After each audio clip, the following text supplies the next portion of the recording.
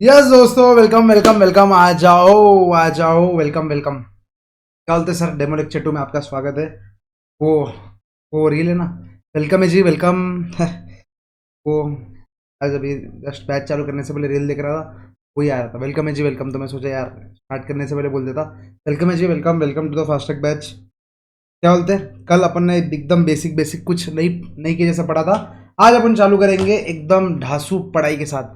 अब से आज से सिर्फ पढ़ाई पढ़ाई पढ़ाई पढ़ाई पढ़ाई। स्टार्ट करने से पहले कल मैंने आपको दो चीजें बोली थी कि भाई करके आने का। कितने लोगों ने करके आए? ये वाला इंडिगो का एग्जाम, इंडिगो का कितने लोगों ने देख के आए? देखो, रिकॉर्डेड बैच है, मुझे पता है कि मुझे मालूम ही नहीं पड़ेगा कि आपने देख के आए नहीं करे, आपने कॉस्ट पढ़ के आए नहीं पढ़े। लेकिन अगर आप पढ़ के नहीं आओगे या आप इंडिगो के बारे में देखोगे नहीं, तो मैं क्या कर सकता? बोलो बोलो बोलो, मैं क्या कुछ कर सकता क्या? आपको पता था, आपको कल मैं बोल रहा था ना पेपर पढ़ने का। देखो, पेपर पेपर पढ़ने का बच्चों, आपको लगेगा कि सर गलत डेट का भी तो बता सकते हैं आप। देखो, अगर आप लोगों को दिख पा रहा ना, इफ यू कैन, 1 जनवरी दिख रहा है क्या आपको? ये दिख रहा है 1 जनवरी। यस, 1 जनवरी 2026, समझे क्या? तो मैं सिर्फ आपको नहीं बोलता कि भाई पेपर पढ़ो, लेजिट मैं भी पेपर ही पढ़ता, पेपर पढ़ते रहता, ठीक है। एनीवेज, आज मैं लेक्चर के बाद पेपर पढ़ने वाला हूँ। चलो स्टार्ट करते हैं। इंडिगो का सर ऐसा कुछ तो भी था, हमने पढ़ा था, कुछ लोग पढ़ के आए होंगे, आई नो। कि sir DGCA, director general of civil civil aviation, वो उन्होंने कुछ गाइडलाइंस लेके आके दी। उन्होंने बोला था कि ड्यूटी टाइम जो रहता, ड्यूटी टाइम जो रहता, जो पहले नाइट ट्रैवलिंग एयर, मतलब जो अपने पायलट्स थे, पायलट्स का नाइट ट्रैवलिंग पे पहले कोई रिस्ट्रिक्शन नहीं था। अब वो क्या हो गया, हर एक पायलट रात में सिर्फ दो ही, मतलब नाइट नाइट शिफ्ट सिर्फ दो ही हो सकती है उनकी। नहीं तो अगर भाई नाइट शिफ्ट ज़्यादा रही तो वो मेंटल हेल्थ कभी खराब होती, फिर मेंटल हेल्थ कभी खराब हुई तो फिर मेंटल मतलब स्ट्रेस वगैरह आता, उसके कारण फ्लाइट डिले, या मतलब आप समझ रहे हैं ना कि वो अल्टीमेटली कस्टमर्स को अफेक्ट कर सकता। कभी उसकी हेल्थ खराब हुई और वो मतलब गाड़ी ऐसे प्लेन चला रहा, कुछ डैमेज हुआ, तो इसलिए डीजीसीए ने ये रूल लेके आया था कि ड्यूटी टाइम चेंज करना पड़ेगा तुमको।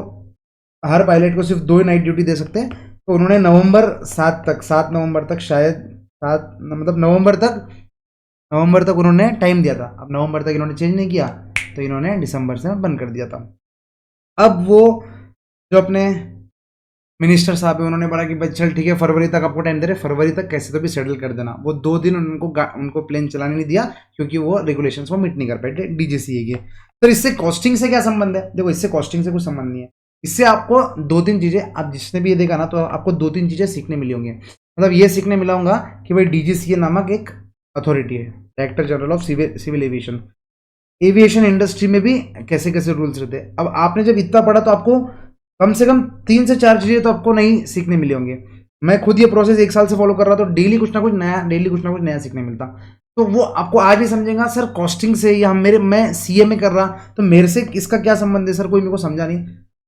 ये क्या होता, कंपाइल होता over the period of time. जब आप फिर कोई सिटिंग में बैठोगे, आप सिटिंग ऐसे, जब आप 10-15 लोगों के बीच में रहोगे, या जब इंटरव्यूज रहेगा, या जब बातें बड़े लेवल की जब होने लगेंगे ना, तो ये सब चीज़ें बहुत काम आती है, ठीक है। वो आज आपको नहीं समझेगा, लेकिन trust me as your big brother, big brother. And मैं जैसा जैसा बोल रहा ना भाई, वैसा कर लो। सेकंड, मैंने बोला था भाई कॉस्ट शीट पढ़ के आए क्या आप लोग? मैंने तो कॉस्ट शीट आपके लिए लिख के भी लेके आ गया। मैं बोला भाई आप लोग कहाँ मेरे सामने लिखोगे वगैरह, तो मैंने क्या किया, जस्ट अ सेकंड, मैंने क्या किया, कॉस्ट शीट है ना, लिख के भी ला लिया आपके लिए। Sir cost sheet, cost sheet start कर रहे हैं अपन। एससीएम पेपर नंबर 16 बच्चों, अपन चालू करेंगे paper chapter number 3 relevant cost से। सर मैंने कल आपको बताया था कि 2 या 3, मतलब एक तो ये वाले इससे भी चालू कर सकते थे, ये वाले इससे भी चालू कर सकते थे, क्वालिटी कॉस्ट मैनेजमेंट, या तो या तो किधर गया वो वाला पार्ट,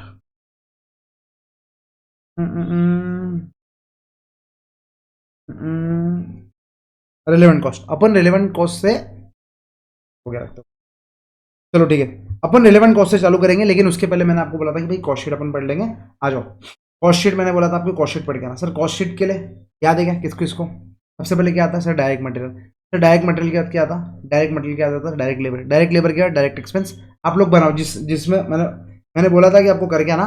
जिसने भी करके नहीं आए, आप लोग अभी मेरे साथ लिख लो। Direct material, direct labour, direct expense. Is this clear? ये तीनों मिला के क्या होता? ये तीनों मिला के होता प्राइम कॉस्ट। ये तीनों मिला के क्या होता? Prime cost. मैं आपको एक एग्जांपल के थ्रू भी बता दूंगा, पहले आप लिख लो। सर उसके बाद क्या होता? देखो, तीन रहते हैं, डायरेक्ट डायरेक्ट डायरेक्ट डायरेक्ट, फिर इनडायरेक्ट कॉस्ट जो रहती है ना, indirect cost has been divided into 3 types of overhead. Sir कौन से overheads? Production overhead, that is nothing but factory overhead, उसके बाद एडमिनिस्ट्रेशन ओवरहेड्स मतलब ऑफिस ओवरहेड्स, एंड लास्ट वाला selling and distribution overheads. Is this clear? तो सबसे पहले production overheads add करते हैं, तो उसको प्रोडक्शन ओवरहेड्स ऐड करते हैं, फिर उसको अपन क्या बोलते हैं? Factory overheads. प्रोडक्शन ओवरहेड्स को फैक्ट्री ओवरहेड्स भी बोलते हैं। अब इसके अंदर prime cost plus factory overheads करेंगे तो ये ग्रॉस वर्क्स कॉस्ट होता है, ग्रॉस फैक्ट्री कॉस्ट, ग्रॉस।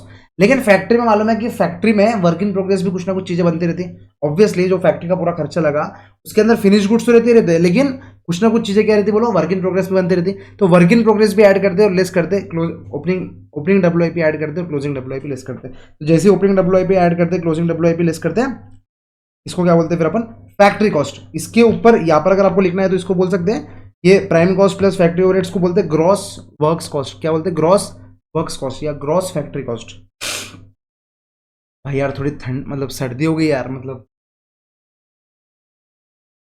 सर्दी होगी तो एसी लगा लेते हैं। पास सर, रिस्पेक्ट।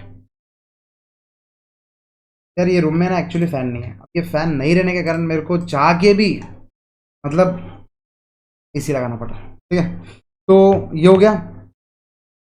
जैसे फैक्ट्री कॉस्ट आ गया, अब एक ओवरहेड्स हो गए। Second overheads administration overheads. Administration overheads add किया, यहाँ पर प्लस माइनस फिनिश गुड्स करने से पहले इसको क्या बोलते हैं अपन? Cost of production. इसको अपन क्या बोलते हैं? Cost of. के बाद फिर plus opening finish goods less closing finish goods, इसको बोलते हैं अपन कॉस्ट ऑफ गुड्स सोल्ड, बोलते हैं अपन cost of goods sold, and plus selling and distribution overheads, cost of sales and profit. यार मैं आपको लिखने का टाइम दे रहा हूं, लेकिन खुद से लिखने का ट्राई करो, एक बार। अभी आपको रिवीजन हो गया, जो बच्चे फर्स्ट लेक्चर के बाद जो बच्चे सही में पढ़ गए उन्होंने खुद से बनाया होगा। अगर आपको नहीं बनाया, मैंने अभी रिवीजन कराया, प्लीज खुद से लिखो। क्वेश्चन ऐसी चीज है कि आपको एटलीस्ट ये याद रहनी चाहिए। अब इसको अपन है ना एक एग्जांपल के थ्रू भी याद कर सकते हैं, जो अपन इंटर में पढ़ते हैं वो मैं आपको बताता यहाँ पर। कि भाई अपन बैठे हैं कहाँ पर सर? पुणे हेड ऑफिस में अपन बैठे हैं। अपन कहाँ बैठे हैं भाई? अपन बैठे हैं पुणे है ना हेड ऑफिस है, headquarters, head office. Sir Pune head office है। अब भाई मेरे को है ना पर्सनली कपड़ों का बहुत शौक है, कपड़ों का। तो आप देखोगे ना मेरे बहुत सारे एग्जांपल्स कपड़े से रिलेटेड रहेंगे। अब मेरे को क्या, मैं सोचा भाई पुणे में है ना अपन पढ़ाई तो करा रहे, मतलब टीचिंग करा रहे, उसके साथ साथ अपन क्या कर सकते हैं? चलो एक काम करते भाई, एक रिटेल आउटलेट डाल देते या एक होलसेल आउटलेट डाल देते कपड़ों का। तो मैंने बोला चलो ठीक है, लेकिन मैंने यहाँ पर है ना, मैं सोचा भाई खुद की मैन्युफैक्चरिंग करेंगे। तो मैंने यहाँ पर देखा कि भाई जो लैंड मेरे को फैक्ट्री डालने के लिए जो लैंड ले रही थी बहुत महंगी ले रही थी। तो मैंने क्या किया, यहाँ पर फैक्ट्री के लिए लैंड नहीं लेते हुए मैंने क्या किया, मेरे होम टाउन में दैट इज आदिलाबाद तेलंगाना में मैंने लैंड लिया और मैंने इधर क्या कर दिया, इधर फैक्ट्री डाला। मैं बोला भाई यहाँ पर लेबर भी सस्ता मिलेगा, क्योंकि गांव का लेबर सस्ता रहेगा, शहर का लेबर महंगा रहेगा। यहाँ पर प्राइस ऑफ द लैंड भी महंगा मतलब सस्ता रहेगा ऑब्वियसली। इसलिए फैक्ट्री मतलब अपने जो घर की मतलब जो होम टाउन रहते हैं वहाँ पर फैक्ट्रीज थोड़े ज़्यादा रहते हैं, वहाँ पर प्राइसेस कम रहते हैं। आपको ही मालूम है सिटी में आ जाओगे तो प्राइसेस थोड़ी हेवी हो जाएंगे। तो मैंने क्या किया, यहाँ पर फैक्ट्री डाला। अब यहाँ पर मैंने फैक्ट्री डाला, यहाँ पर मैं हेड ऑफिस है, यहाँ पर मैं टीचिंग के साथ साथ क्या करता है ये वाला काम भी करता हूँ। एकदम सर परफेक्ट मजा आ गया। अब मेरे को एक बात बताओ, मैंने क्या किया, एक ऐसा इंटरनेशनल ब्रांड खोला। अब इंटरनेशनल ब्रांड है तो मैं सिर्फ क्या पुणे में बेचूंगा क्या? Obviously not sir. आप पुणे में क्यों बेचेंगे? आप पुणे के अलावा भी बाहर बेचोगे ना। आप पुणे में क्यों बेचोगे? आप पुणे के अलावा भी बेचोगे। तो मैं क्या करता था, ऑल ओवर इंडिया बेचता था। मतलब इंटरनेशनल ब्रांड जैसे मैंने बोल दिया तो मैं इंडिया तो बेचता ही था, इंडिया के अलावा मैं बेचता था यूएसए, इंडिया के अलावा अदर्स लिख दो एक बार का, इधर्स सब बेचता था मैं। इंडिया में तो बेचता था। दगड़ू सेठ के पीछे ही अपना बहुत बड़ा शोरूम है, आप समझ के चलो। ठीक है, मेरा ऑफिस पुणे में दगड़ू सेठ के मंदिर के पास है। अगर जब भी कोई बच्चे पुणे वाले बच्चे अगर दगड़ू सेठ आ रहे तो प्लीज विजिट प्रेस्टीज और हमको मिलके जाओ। चलो आ जाओ बैक टू द पॉइंट। तो अब ये हो गई मेरी स्टोरी। अब मुझे क्या हुआ, मेरे को है ना भाई जो मैंने जो डिजाइनर कुर्ता, ये कुर्ता है समझो, ये कुर्ता है सर, ये तो लड़का है ना, अरे लड़का कुर्ता तो पहनेगा ना। तो मान लो ये कुर्ता है। अब मैं वो कुर्ते का मेरे को फाइनल प्राइस इंडिया में मुझे है ना उसको बेचना है। मुझे दगड़ू सेठ मंदिर के पास जो मेरा शोरूम है उधर मेरे को एक कस्टमर आया, मुझे कस्टमर को प्राइस बेचना है। तो मैं सर वो कितने रुपए में बेचूंगा? ऑब्वियसली बात क्या है कि सर ये पूरे में जितना खर्चा लग रहा, ये पूरे के लिए जितना कॉस्ट लग रहा उसके ऊपर कुछ प्रॉफिट ऐड कर दो और बेच दो। ऑब्वियसली बात है ना, जितना मेरा भाई आदिलाबाद में मेरा कुर्ता बन रहा उधर के खर्चे लेंगे, पुणे हेड ऑफिस में भाई कोई तो स्टाफ बैठ रहा ना तो पुणे के ऑफिस लेंगे, सेलिंग एंड डिस्ट्रीब्यूशन के लिए जितने भी खर्चे लग रहे, मतलब दगड़ू सेठ मंदिर के पास मैंने उधर मार्केटिंग कराया कि भाई जो भी बंदे आ रहे हैं उनको 10% ऑफ, जो भी मतलब मार्केटिंग एंड ऑल करने के बाद ये सबका क्या लगता है भाई, खर्चा लगता है, ये सबका खर्चा लगता है। ये जब खर्चा लगा, ये कॉस्ट के ऊपर ही बेच दूंगा मैं। आप मुझे बताओ जितना कॉस्ट है उतने पे बेच दूंगा? Obviously not. आप क्या बोलेंगे, कॉस्ट के ऊपर भाई प्रॉफिट तो कमाओ, cost plus profit is nothing but sales. इधर तक किसको समझा? यस सर, हमको समझा। चलो अब ये कॉस्ट निकालते हैं। This cost is nothing but cost sheet. ये कॉस्ट ही जो निकालना है वो कॉस्ट शीट है। ये कॉस्ट शीट के ऊपर अगर अपन ने प्रॉफिट डाल दिया तो अपना सेलिंग प्राइस आ जाएंगे। नहीं क्या बोला, कॉस्ट निकाल लो, प्रॉफिट ऐड कर दो, सेलिंग प्राइस आ जाएंगे। कॉस्ट निकालने के लिए तो कॉस्ट शीट निकालते हैं अपन। क्या बात कर रहे हैं सर? यस देखो अब सुनो, सबसे पहले एक इधर का खर्चा, एक इधर का खर्चा, एक इधर का खर्चा। मेरे को मोटा मोटी 3 खर्चे दिख गए अपने को कि एक बेचने के टाइम पे खर्चा लगेगा, एक मेरे हेड ऑफिस में खर्चा लगेगा, एक फैक्ट्री में खर्चा लगेगा। ये 3 खर्चे लगेंगे। ये 3 खर्चे के अलावा फैक्ट्री के अंदर प्रोडक्ट्स बनने के लिए है, मुझे कुर्ता बनाने का है, मुझे कपड़ा तो खरीदना पड़ेगा। मुझे कुर्ता बनाने का है, मुझे कुर्ता बनाने का है तो डायरेक्ट मटेरियल कपड़ा तो खरीदना पड़ेगा। कुर्ता क्या मैं सिलूंगा क्या? नहीं, मेरे अंडर में क्या रखूंगा, टेलर को रखूंगा। तो डायरेक्ट मटेरियल लग गया, डायरेक्ट लेबर लग गया। अब मेरा डिजाइनर कुर्ता है तो इसके ऊपर जो वो मोती मोती मोती है, जैसे ये ब्रांड, देखो ये ब्रांड है, ब्रांड, अब ये ब्रांड है तो ये सब क्या हो गया, डायरेक्ट एक्सपेंस। ये बन गया प्रोडक्ट का कॉस्ट। ये क्या बन गया, प्रोडक्ट कॉस्ट। इसको क्या बोलते हैं अपन, product cost. This is nothing but prime cost. Is this clear? अब मैं ये इधर बनाऊं, इधर बनाऊं, इधर बनाऊं, कहीं भी बनाऊं, ये 3 खर्चे तो लगने ही है। मुझे एक बात बताओ, मेरे को अगर डिजाइनर कुर्ता बेचना है तो डिजाइनर कुर्ता बनाना तो पड़ेगा ना भाई। आप समझ रहे क्या? मेरे को अगर डिजाइनर कुर्ता मार्केट में बेचना है तो मुझे डिजाइनर कुर्ता बनाना पड़ेगा। जी हाँ सर, 100% सही। जब मुझे डिजाइनर कुर्ता बनाना पड़ेगा तो मुझे डिजाइनर कुर्ते के लिए क्या क्या लगेगा? सबसे पहली चीज मुझे लगेंगी कुर्ते का मटेरियल। मुझे क्या लगेगा? कुर्ते का मटेरियल, डायरेक्ट मटेरियल मुझे लगेगा। Yes sir. कुर्ता बनाने के लिए मुझे लेबर तो लगेगा, मैं खुद थोड़ी बनाऊंगा। मैं 1 बनाऊंगा, 2 बनाऊंगा, मैं 1000 कुर्ते 10,000 कुर्ते बनाऊंगा क्या? नहीं। लेकिन अपन काम कर रहे तो अपन नंबर्स के ऊपर काम करते हैं। 1000 10,000 की बिना तो अपन मानते भी नहीं। तो डायरेक्ट मटेरियल, डायरेक्ट लेबर, उसके बाद डायरेक्ट एक्सपेंस कैसा हो गया? कुर्ता मेरा डिजाइनर है, मैंने पहले क्या बोला, डिजाइनर कुर्ता। अब डिजाइनर कुर्ता है तो सिर्फ कपड़े से काम होगा कि नहीं? उसके ऊपर जो ये मोती बिंदु है, आपको दिख रहा है ये मोती बिंदु है? नहीं, ये बटन है, लेकिन डिजाइनर कुर्ते में वो रहते हैं ना मोती मोती मोती। आपको बताओ क्या? ये देखो ये है, ये अपना, देखो ना भाई, ये मेरा फेवरेट एक्टर है, रणवीर सिंह की एक्टिंग करता भाई, मतलब आई लव हिज एक्टिंग। मुझे एक बात बताओ, ये रणवीर सिंह के इधर, ये क्या है? ये सर ये डिजाइनर कुर्ता है कि नहीं है? मतलब ये सिर्फ ऐसा कोई कपड़ा मिलता है क्या? ये कपड़े के ऊपर इन्होंने स्टिचिंग की है इतना सारा। ये डिजाइनर है, ये डिजाइनर कुर्ता है। तो ये कुर्ते में क्या क्या लगाऊंगा सर? डायरेक्ट मटेरियल लगाऊंगा, डायरेक्ट लेबर लगाऊंगा, इसके ऊपर डायरेक्ट एक्सपेंस, दैट इज ये खाली ये प्रोडक्ट के लिए ये ऊपर का करता लगाऊंगा। Is is clear? अब ये सर ये कहाँ मिलने वाला है हमको? आपकी बुक्स में रहेगा, आप टेंशन मत लो। अभी इधर आ जाओ, आपको समझ गया? Yes sir. ये 3 खर्चे तो आप कहीं भी करो तो लगने वाले, तो इसके लिए उसको बोलते हैं प्राइम कॉस्ट। भाई ये खर्चे तो लगने ही लगने हैं, this is nothing but the prime cost. ठीक है सर। इसके अलावा मुझे एक बात बताओ, अब सॉरी फॉर माई लैंग्वेज, लेकिन ये क्या मेरे पापा की फैक्ट्री है? मुझे इसका रेंट तो देना पड़ेगा, या तो खरीदूंगा मैं, एक तो खरीदूंगा। फॉर एग्जाम्पल अभी मेरे पास पैसे नहीं है खरीदने के लिए, है मेरे पास बहुत पैसा, लेकिन फॉर एग्जाम्पल मैंने बोला मेरे पास बहुत पैसा है, लेकिन एक फॉर एग्जाम्पल मेरे पास, या अभी मैं क्या कर रहा, ये मेरे की फैक्ट्री तो नहीं है, तो मेरे को क्या करना पड़ रहा? मेरे को रेंट देना पड़ रहा। अब रेंट दूंगा तो ये रेंट का पैसा किससे वसूलू? ऑब्वियसली ये जो मैं कुर्ता बेच रहा, ये जो मैं कुर्ता रणवीर सिंह को बेच रहा, ये रणवीर सिंह के कुर्ते से ही लेना है मुझे। अरे मेरा सोल एंड होल प्रोडक्ट क्या है? कुर्ता, डिजाइनर कुर्ता।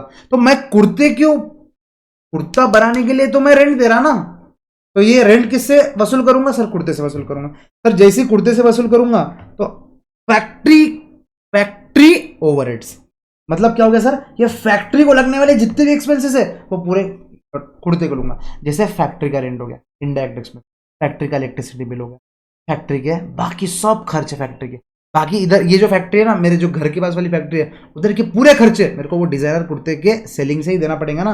वहां मेरे तो बैठे नहीं है जो बिल पेमेंट करेंगे, ऑब्वियसली बात है। तो इसको क्या बोलते हैं अपन? Factory overheads. इस क्लियर है? फैक्ट्री ओवरहेड्स ऐड किया, लेकिन इसके अंदर फिर क्या होता पता है क्या? जब फैक्ट्री ओवरहेड्स ऐड किया तो मैं क्या बोला, भाई सुनो, यहां पर जितना देखो फिनिश गुड्स बन रहे हैं, तो फिनिश गुड्स तो अपन इधर भेज देते, ऑब्वियसली जैसे फिनिश गुड्स बने इधर आ जाएंगे। लेकिन कुछ गुड्स तो ऐसे रहते ना जो आधे अधूरे प्रोसेस में है, आधे अधूरे प्रोसेस में, वर्क इन प्रोग्रेस में। अब वो आधे अधूरे प्रोसेस में जो गुड्स है वो ना ही मटेरियल में होंगे, वो ना ही लेबर में होंगे, और ना ही एक्सपेंसेस में। अब ये direct material, direct labour, direct expense क्या है? जो मटेरियल पड़ा हुआ है, लेकिन जो ऑलरेडी कन्वर्ट हो गया, ऑलरेडी जो फिनिश गुड्स में कन्वर्ट हो गया, वो तो इधर आ जाता ना। तो वो इधर डायरेक्ट मटेरियल में तो होगा नहीं, ऑब्वियसली नॉट। तो यहां पर जो डायरेक्ट मटेरियल से फिनिश गुड्स तक कन्वर्ट नहीं हुआ, लेकिन अब देखो डायरेक्ट मटेरियल से डब्ल्यूआईपी में जाता, डब्ल्यूआईपी से फिनिश गुड्स में जाता, कोई भी गुड्स तो डायरेक्ट मटेरियल में कन्वर्ट नहीं हुआ। इधर इधर क्या हुआ, इधर अपन उसको पकड़े नहीं, फिनिश गुड्स इधर चले गए, तो डब्ल्यूआईपी पे जो मटेरियल है उसको किधर काउंट करेंगे, इसको, क्योंकि वो फैक्ट्री में ही है अभी, तो उसको ओपनिंग डब्ल्यूआईपी में ऐड कर देते हैं। तो अपन क्या करते हैं, यहाँ पर ही क्या करते हैं, यहाँ पर ओपनिंग डब्ल्यूआईपी ऐड करते हैं, वर्क इन प्रोग्रेस, क्योंकि उसके अंदर भी जो मटेरियल लगा है लेस क्लोजिंग डब्ल्यूआईपी करते हैं अपन। क्लियर है क्या? इसको अपन टोटल को क्या बोलते हैं, बोलो बोलो सर, वर्क्स कॉस्ट या फैक्ट्री कॉस्ट, इसको बोलते हैं फैक्ट्री कॉस्ट या वर्क्स कॉस्ट। इसको इधर इधर तक बोलते हैं अपन क्रॉस वर्क्स कॉस्ट या फैक्ट्री कॉस्ट, इसको अपन बोलते हैं वर्क्स कॉस्ट। अब जैसे इधर का खर्चा हो गया, तो मैं बोला भाई जो मेरे एडमिनिस्ट्रेशन ओवरहेड्स लग रहे, मतलब जो मेरे पुणे ऑफिस के खर्चे लग रहे, पुणे ऑफिस के भी तो खर्चे लग रहे ना, तो पुणे ऑफिस के भी तो खर्चे लग रहे ना। देखो इधर के पूरे खर्चे ले लिए अपन ने फैक्ट्री ओवरहेड्स के नाम पे, अब इधर के खर्चे, अब इधर के खर्चे, ये लोग प्रोडक्ट बना नहीं रहे तो ये लोग फैक्ट्री ओवरहेड्स में नहीं आएंगे, ये लोग सेलिंग एंड डिस्ट्रीब्यूशन नहीं कर रहे, ये लोग क्या कर रहे हैं, माल इधर से इधर पहुंचा गया, मार्केटिंग कितनी करनी चाहिए, कौन मतलब स्टाफ हायरिंग, ये सब ये एडमिन रिलेटेड काम कर रहे हैं, ये सब क्या कर रहे हैं, एडमिन रिलेटेड काम कर रहे हैं, पैसा आ रहा गया, सबको सैलरी पेमेंट जारी किया, तो ये हो गया एडमिनिस्ट्रेशन ओवरहेड्स। तो इधर क्या बोलते हैं, इधर तक आ जाता कॉस्ट ऑफ प्रोडक्शन, मतलब कोई गुड्स को प्रोड्यूस करने के लिए, दिस इज नथिंग बट क्या, कॉस्ट ऑफ, इधर इधर इसको मैं थोड़ा बड़ा लिख देता, तो अपन क्या बोलते हैं, कॉस्ट ऑफ प्रोडक्शन।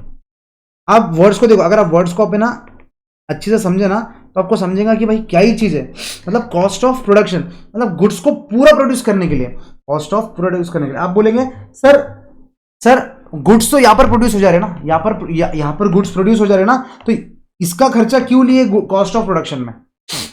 किसी को इसका लॉजिक मालूम है, किसी को इसका लॉजिक मालूम है, इसको अपन क्या बोलते हैं, कॉस्ट ऑफ प्रोडक्शन। लेकिन मुझे एक बात बताओ, एडमिन के लोग कॉस्ट ऑफ प्रोडक्शन में कैसे आएंगे, एडमिन के लोग कॉस्ट ऑफ प्रोडक्शन में कैसे आएंगे? वो लोग क्या गुड्स प्रोड्यूस कर देगा, बताओ मुझे, वो लोग क्या गुड्स प्रोड्यूस कर देगा? आपको लॉजिक मालूम है क्या कि कॉस्ट ऑफ प्रोडक्शन में ये क्यों आता, कॉस्ट ऑफ प्रोडक्शन में क्यों आता, लॉजिक मालूम है क्या?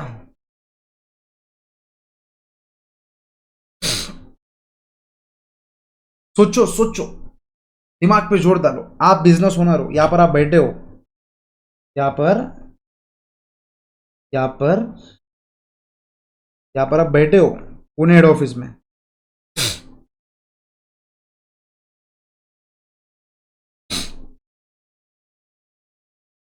सर कॉस्ट ऑफ प्रोडक्शन में तो नहीं आना चाहिए, फिर आप गलत लिख रहे हैं, लेकिन आपको ही मालूम है कि मैं सही लिख रहा,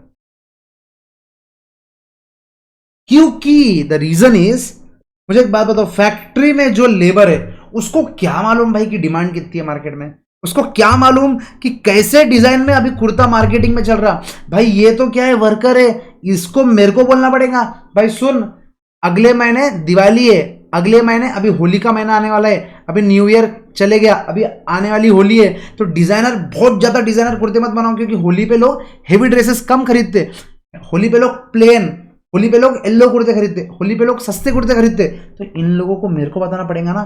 तो कॉस्ट ऑफ प्रोडक्शन, अरे ये लोग प्रोड्यूस कर रहे बात वाजिब है, लेकिन इनको बता कौन रहा, इनको बता कौन रहा भाई, इनको बता यही रहा।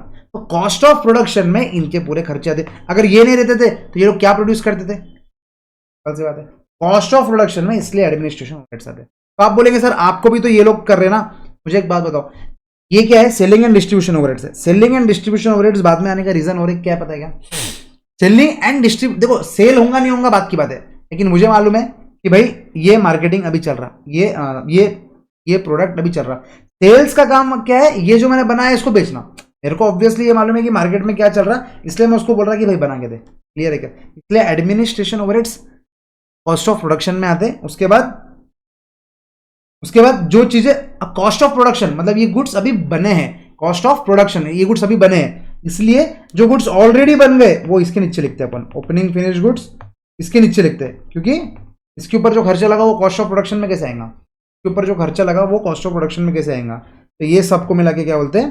अब ये जो गुड्स है, देखो कुछ गुड्स अभी अपन ने बनाए, that is cost of production, production अभी कर गया है, पहले कुछ ओपनिंग फिनिश गुड्स थे वो ऐड करो, जो क्लोजिंग फिनिश गुड्स थे वो माइनस कर दो, अब ये जो गुड्स है उसको, that is nothing but cost of goods sold, ये अपन गुड्स, ये इसको अपने को सेल करना है, कॉस्ट ऑफ गुड्स सोल्ड, ये कॉस्ट ऑफ गुड्स सोल्ड, ये अपने को बेचना है।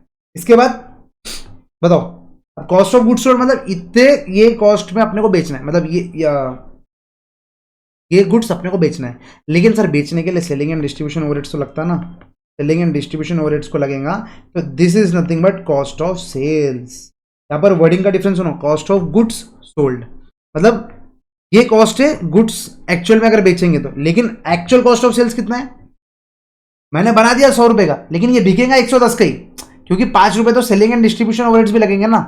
तो cost of sales is after selling and distribution. उसके बाद ये पूरा कॉस्ट ऑफ सेल्स लग गया। उसके बाद लास्ट में अपन क्या करते हैं, इसके ऊपर ऐड करते हैं प्रॉफिट, क्योंकि पूरे खर्चे ऐड हो गए, प्रॉफिट ऐड हो गए। देखो ना, देखो देखो देखो, इधर के पूरे खर्चे ऐड हो गए, इधर के पूरे खर्चे ऐड हो गए, सेलिंग एंड डिस्ट्रीब्यूशन के खर्चे ऐड हो गए।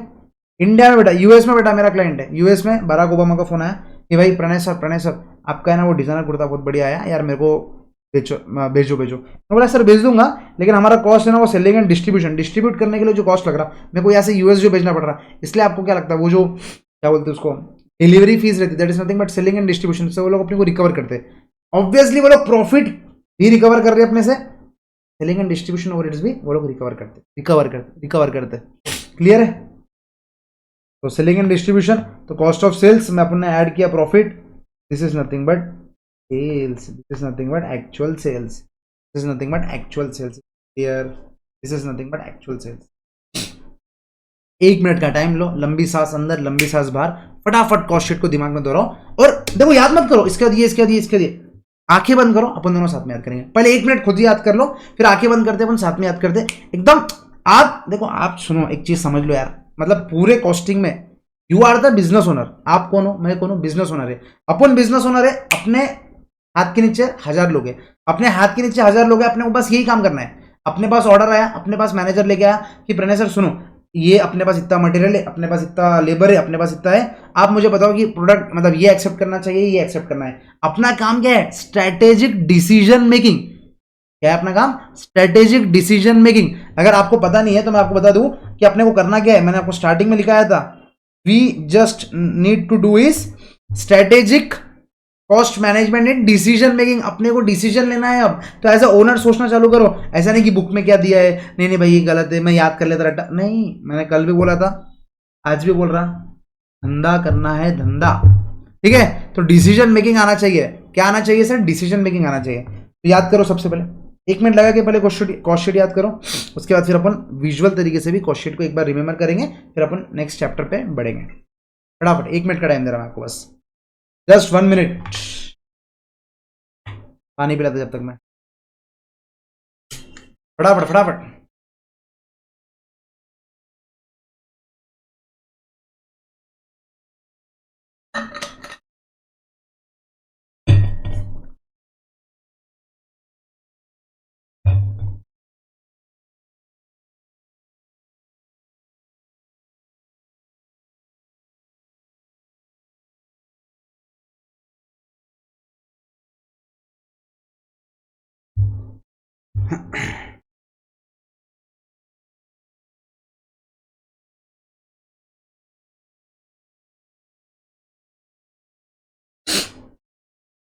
चलिए सर, चलो आंखें बंद, विजुअल तरीके से याद करेंगे।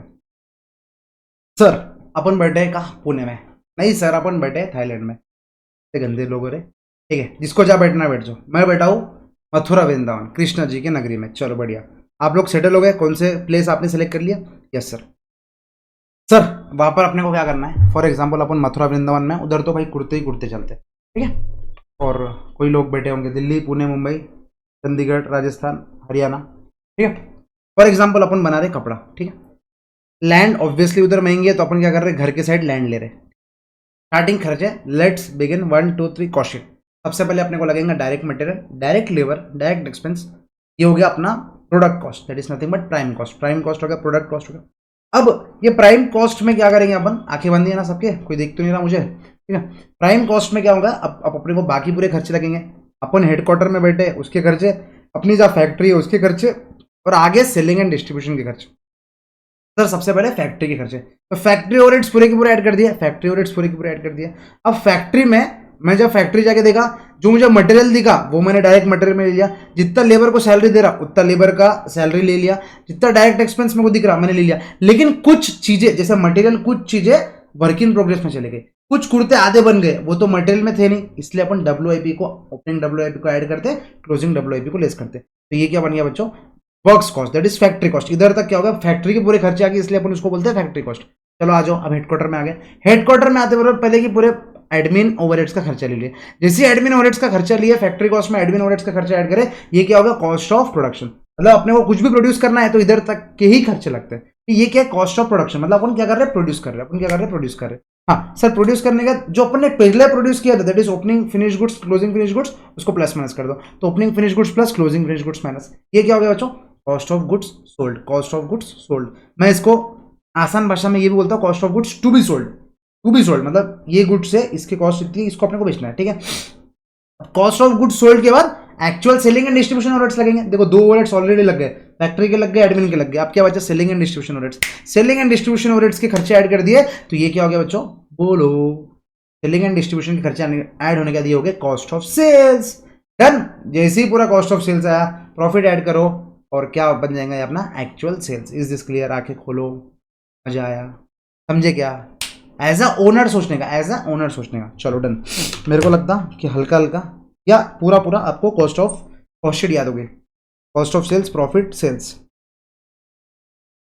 अब कुछ बोल रहे होंगे सर हमको मेडिटेशन करते करते इतने देर तक हम आंखें बंद नहीं रख सके, आपने 2 से 3 मिनट एटलीस्ट हमको आंखें तो बंद करना सिखा दिया। बच्चों आज ना, मतलब मैं ऑब्वियसली एक दिन पहले रिकॉर्ड कर रहा था, आज 1 जनवरी है, तो मैं सोच रहा था कि मेडिटेशन चालू करो as a new year resolution. लेकिन मैंने मतलब अभी तक, मतलब अभी शाम के 7 बज रहे, मैंने अभी तक तो मेडिटेशन किया नहीं है।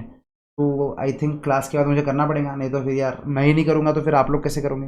मैं करूँगा मेडिटेशन, ठीक है, I do it. Next lecture में देखना, मैं बोलूँगा अभी आप। चलो लेट्स गो। यार मैं थोड़ा, मेरी ऐसी आदत है, मैं थोड़ा बड़बड़ाता, इधर उधर की बातें ज़्यादा कर लेता, तो थोड़ा सहन करके ले लेना। चलते अपन यार। अरे यार क्या हो गया सर?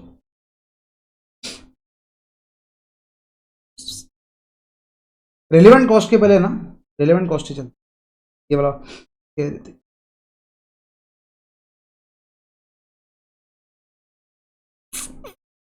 Let's go. यहाँ पर ये 3rd चैप्टर है, ठीक है, ये पुराना PDF है। कुछ लोगों को जो पुरानी बुक मिली होंगी, इसको यहाँ पर 2 दिख रहा होगा, लेकिन ये 3rd चैप्टर पे, ठीक है। इंट्रोडक्शन वाला 1st chapter quality cost management, 2nd chapter relevant cost analysis, 3rd chapter. Sir relevant cost analysis 3rd chapter. अपने ये बुक छोड़ दो, अपने अपने पेज में नया, अपने पेज में मतलब अपने बुक में नया, नए पेज पे आ जाओ। नए पेज पे आके रिलेवेंट कॉस्ट एनालिसिस का ये लगा लो।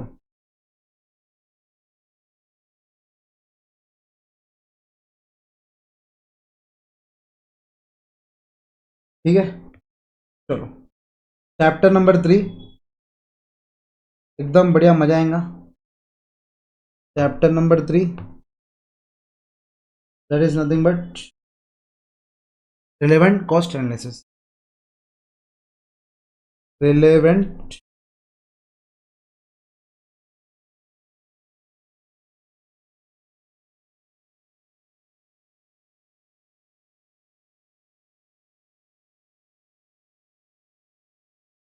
रिलेवेंट क्या है ना, वो थोड़ा मैं कॉशियस हो जा रहा हूँ, मुझे मालूम है यूट्यूब पे जाने वाला है, आप लोग मुझे जज करने वाले हो इससे, वो थोड़ा ज़्यादा ही मैं वो कॉशियस हो जा रहा। ठीक है, ने चलो रिलेवेंट कॉस्ट एनालिसिस। अब और आधी घंटा मेरी बकबक सुनना चालू कर दो, एक बार का इतना लिख के नए पेज पे बस खत्म कर दो। अभी बस सुनते जाओ, मैं क्या क्या बोल रहा, क्या क्या नहीं बोल रहा, सुनते जाओ बस, एकदम एकदम आराम से सुनो। What is relevant cost? अब देखो, डायरेक्टली अपन क्या एंटर कर रहे हैं मैं आपको बताता, आपको एज अ स्टडी मटेरियल पे बताते रहना पड़ेगा। कि OM का खुल गया भाई, सर आप OM भी पढ़ाने वाले हो क्या? जी हाँ, एक्सपेक्टेड पेपर पैटर्न कल बताया था ना, कल मैंने आपको ABC नहीं बताया था। ABC ऐसा कुछ अभी काम का नहीं है आपके, लेकिन अगर आपको लिखना है तो मैं लिखने नहीं दूंगा, मैं बाद में लिख लेना आप, ठीक है। ABC था लास्ट टाइम वालों के लिए, आपके लिए थोड़ा बहुत चेंज हो सकता। अब आपके अटेम्प्ट के पहले 3 महीने पहले मैं डाल दूंगा आपको, जैसे अपन ABC के हिसाब से पढ़ते ही नहीं, सभी पढ़ते क्योंकि सभी आता भाई एग्जाम में। सुनो सुनो सुनो सुनो, फ्लो क्या रहने वाले हैं अपने पूरे बैच का। ये थियरी आप अपने इंडेक्स में भी लिख सकते हैं, मेरा इंडेक्स अपडेटेड इंडेक्स मेरे पास नहीं है इसलिए मैं बता रहा हूँ। दिस इज थियरी प्लस छोटू सा प्रैक्टिकल, प्लस छोटू सा प्रैक्टिकल, ठीक है। ये जो कॉस्ट ऑफ क्वालिटी है ना, बस इतना ही पार्ट प्रैक्टिकल है, बाकी पूरा theory theory theory. This is whole practical and कम से कम 21 मार्क्स का इसमें से आता। यस 21 मार्क्स का। इसके अंदर से अभी अपन 3.4 that is relevant cost analysis चालू कर रहे हैं। तो इसमें से कंपलसरी क्वेश्चन कौन सा है? ट्रांसफर प्राइसिंग कंपलसरी क्वेश्चन है, decision involving alternate choices compulsory question है। उसके अलावा बाकी ये सब में से एक क्वेश्चन आ सकता है। अब हाल फिलहाल में दिसंबर 25 में इन्होंने रिलेवेंट कॉस्ट पूछा था। मैंने लास्ट बैच में भी रिलेवेंट कॉस्ट पहले ही पढ़ाया था, अभी भी वही रिलेवेंट कॉस्ट पढ़ा रहा था। आप चाहे तो आप लोग वो देख सकते हैं लास्ट 4-5 महीने पहले के डेमो। तो रिलेवेंट कॉस्ट से अपन चालू करेंगे, फिर अपन टारगेट कॉस्ट करेंगे, फिर प्रोडक्ट लाइफ साइकिल, ये साइकिल करेंगे। ये 1 2 3 4 मतलब ये 4 चैप्टर करने के बाद अपन थियरी पढ़ेंगे। अभी ऐसा आपको कोई जरूरत ही नहीं introduction to strategic cost management वगैरह पढ़ने की। ये जब भाई एकदम भारी भारी बड़े कॉस्ट कंट्रोल, कॉस्ट रिडक्शन, नुस्ता कंफ्यूजन होने वाला है। तो अपन कंफ्यूजन वाली चीज बीच बीच में पढ़ेंगे, जब अपना हल्का हल्का 7 मार्क का 14 मार्क का क्वेश्चन एक बार कवर होता है। तो अपन रिलेवेंट कॉस्ट, टारगेट कॉस्ट ये 2 पहले पढ़ेंगे, उसके बाद ट्रांसफर प्राइसिंग करेंगे। मैंने लाइफ साइकिल ये बोल दिया था, 1 2 ये करेंगे, 3 मैं आपको मेरे फ्लो के हिसाब से लेके जाऊंगा, बस मैं आपको बता रहा, आपको फ्लो मालूम रहने को ना। फिर अपन एक्टिविटी मतलब इसके बाद एक थ्योरी चैप्टर कर लेंगे, उसके बाद फिर activity based JIT standard costing, फिर वो वाला बीच फर्स्ट वाला चैप्टर अपन बीच में कभी भी कर लेंगे। पहले अपन पूरा का पूरा ये वाला पार्ट निपटा देंगे, और फिर QT इन डिसीजन मेकिंग करते रहेंगे। चलो तो आज अपन चालू करें रिलेवेंट कॉस्ट एनालिसिस पे। एकदम मतलब इतना लॉजिकल चैप्टर, इसके क्वेश्चन आप करेंगे ना दिल खुश हो जाएगा, दिल खुश। क्योंकि एक बार आपने अगर समझ गया कि भाई क्या चीज़ है रिलेवेंट कॉस्ट, तो आप लोग आपको ऐसा लगेगा भाई क्या ही है, मतलब क्या ही है रिलेवेंट कॉस्ट, कुछ नहीं है। चलो तो सबसे पहले अपन लिखते हैं, मैं लिखता सबसे पहले कॉस्ट के ऊपर डिस्कस करते हैं कि कितने टाइप के कॉस्ट रह सकते हैं। क्या रह सकते? कितने टाइप्स ऑफ कॉस्ट रह सकते, कितने टाइप्स ऑफ, नहीं रुक जाओ, उसके पहले एक एग्जांपल। अब हुआ क्या, MBA चाय वाला, आपको पता है MBA चाय वाला सर, वो चाय सुट्टा बार वाला, हाँ चाय सुट्टा बार है ना उसका, हाँ। तो उसने क्या किया, MBA चाय वाला। अब अपने बीच में से एक उठ के चले गया CMA चाय वाला।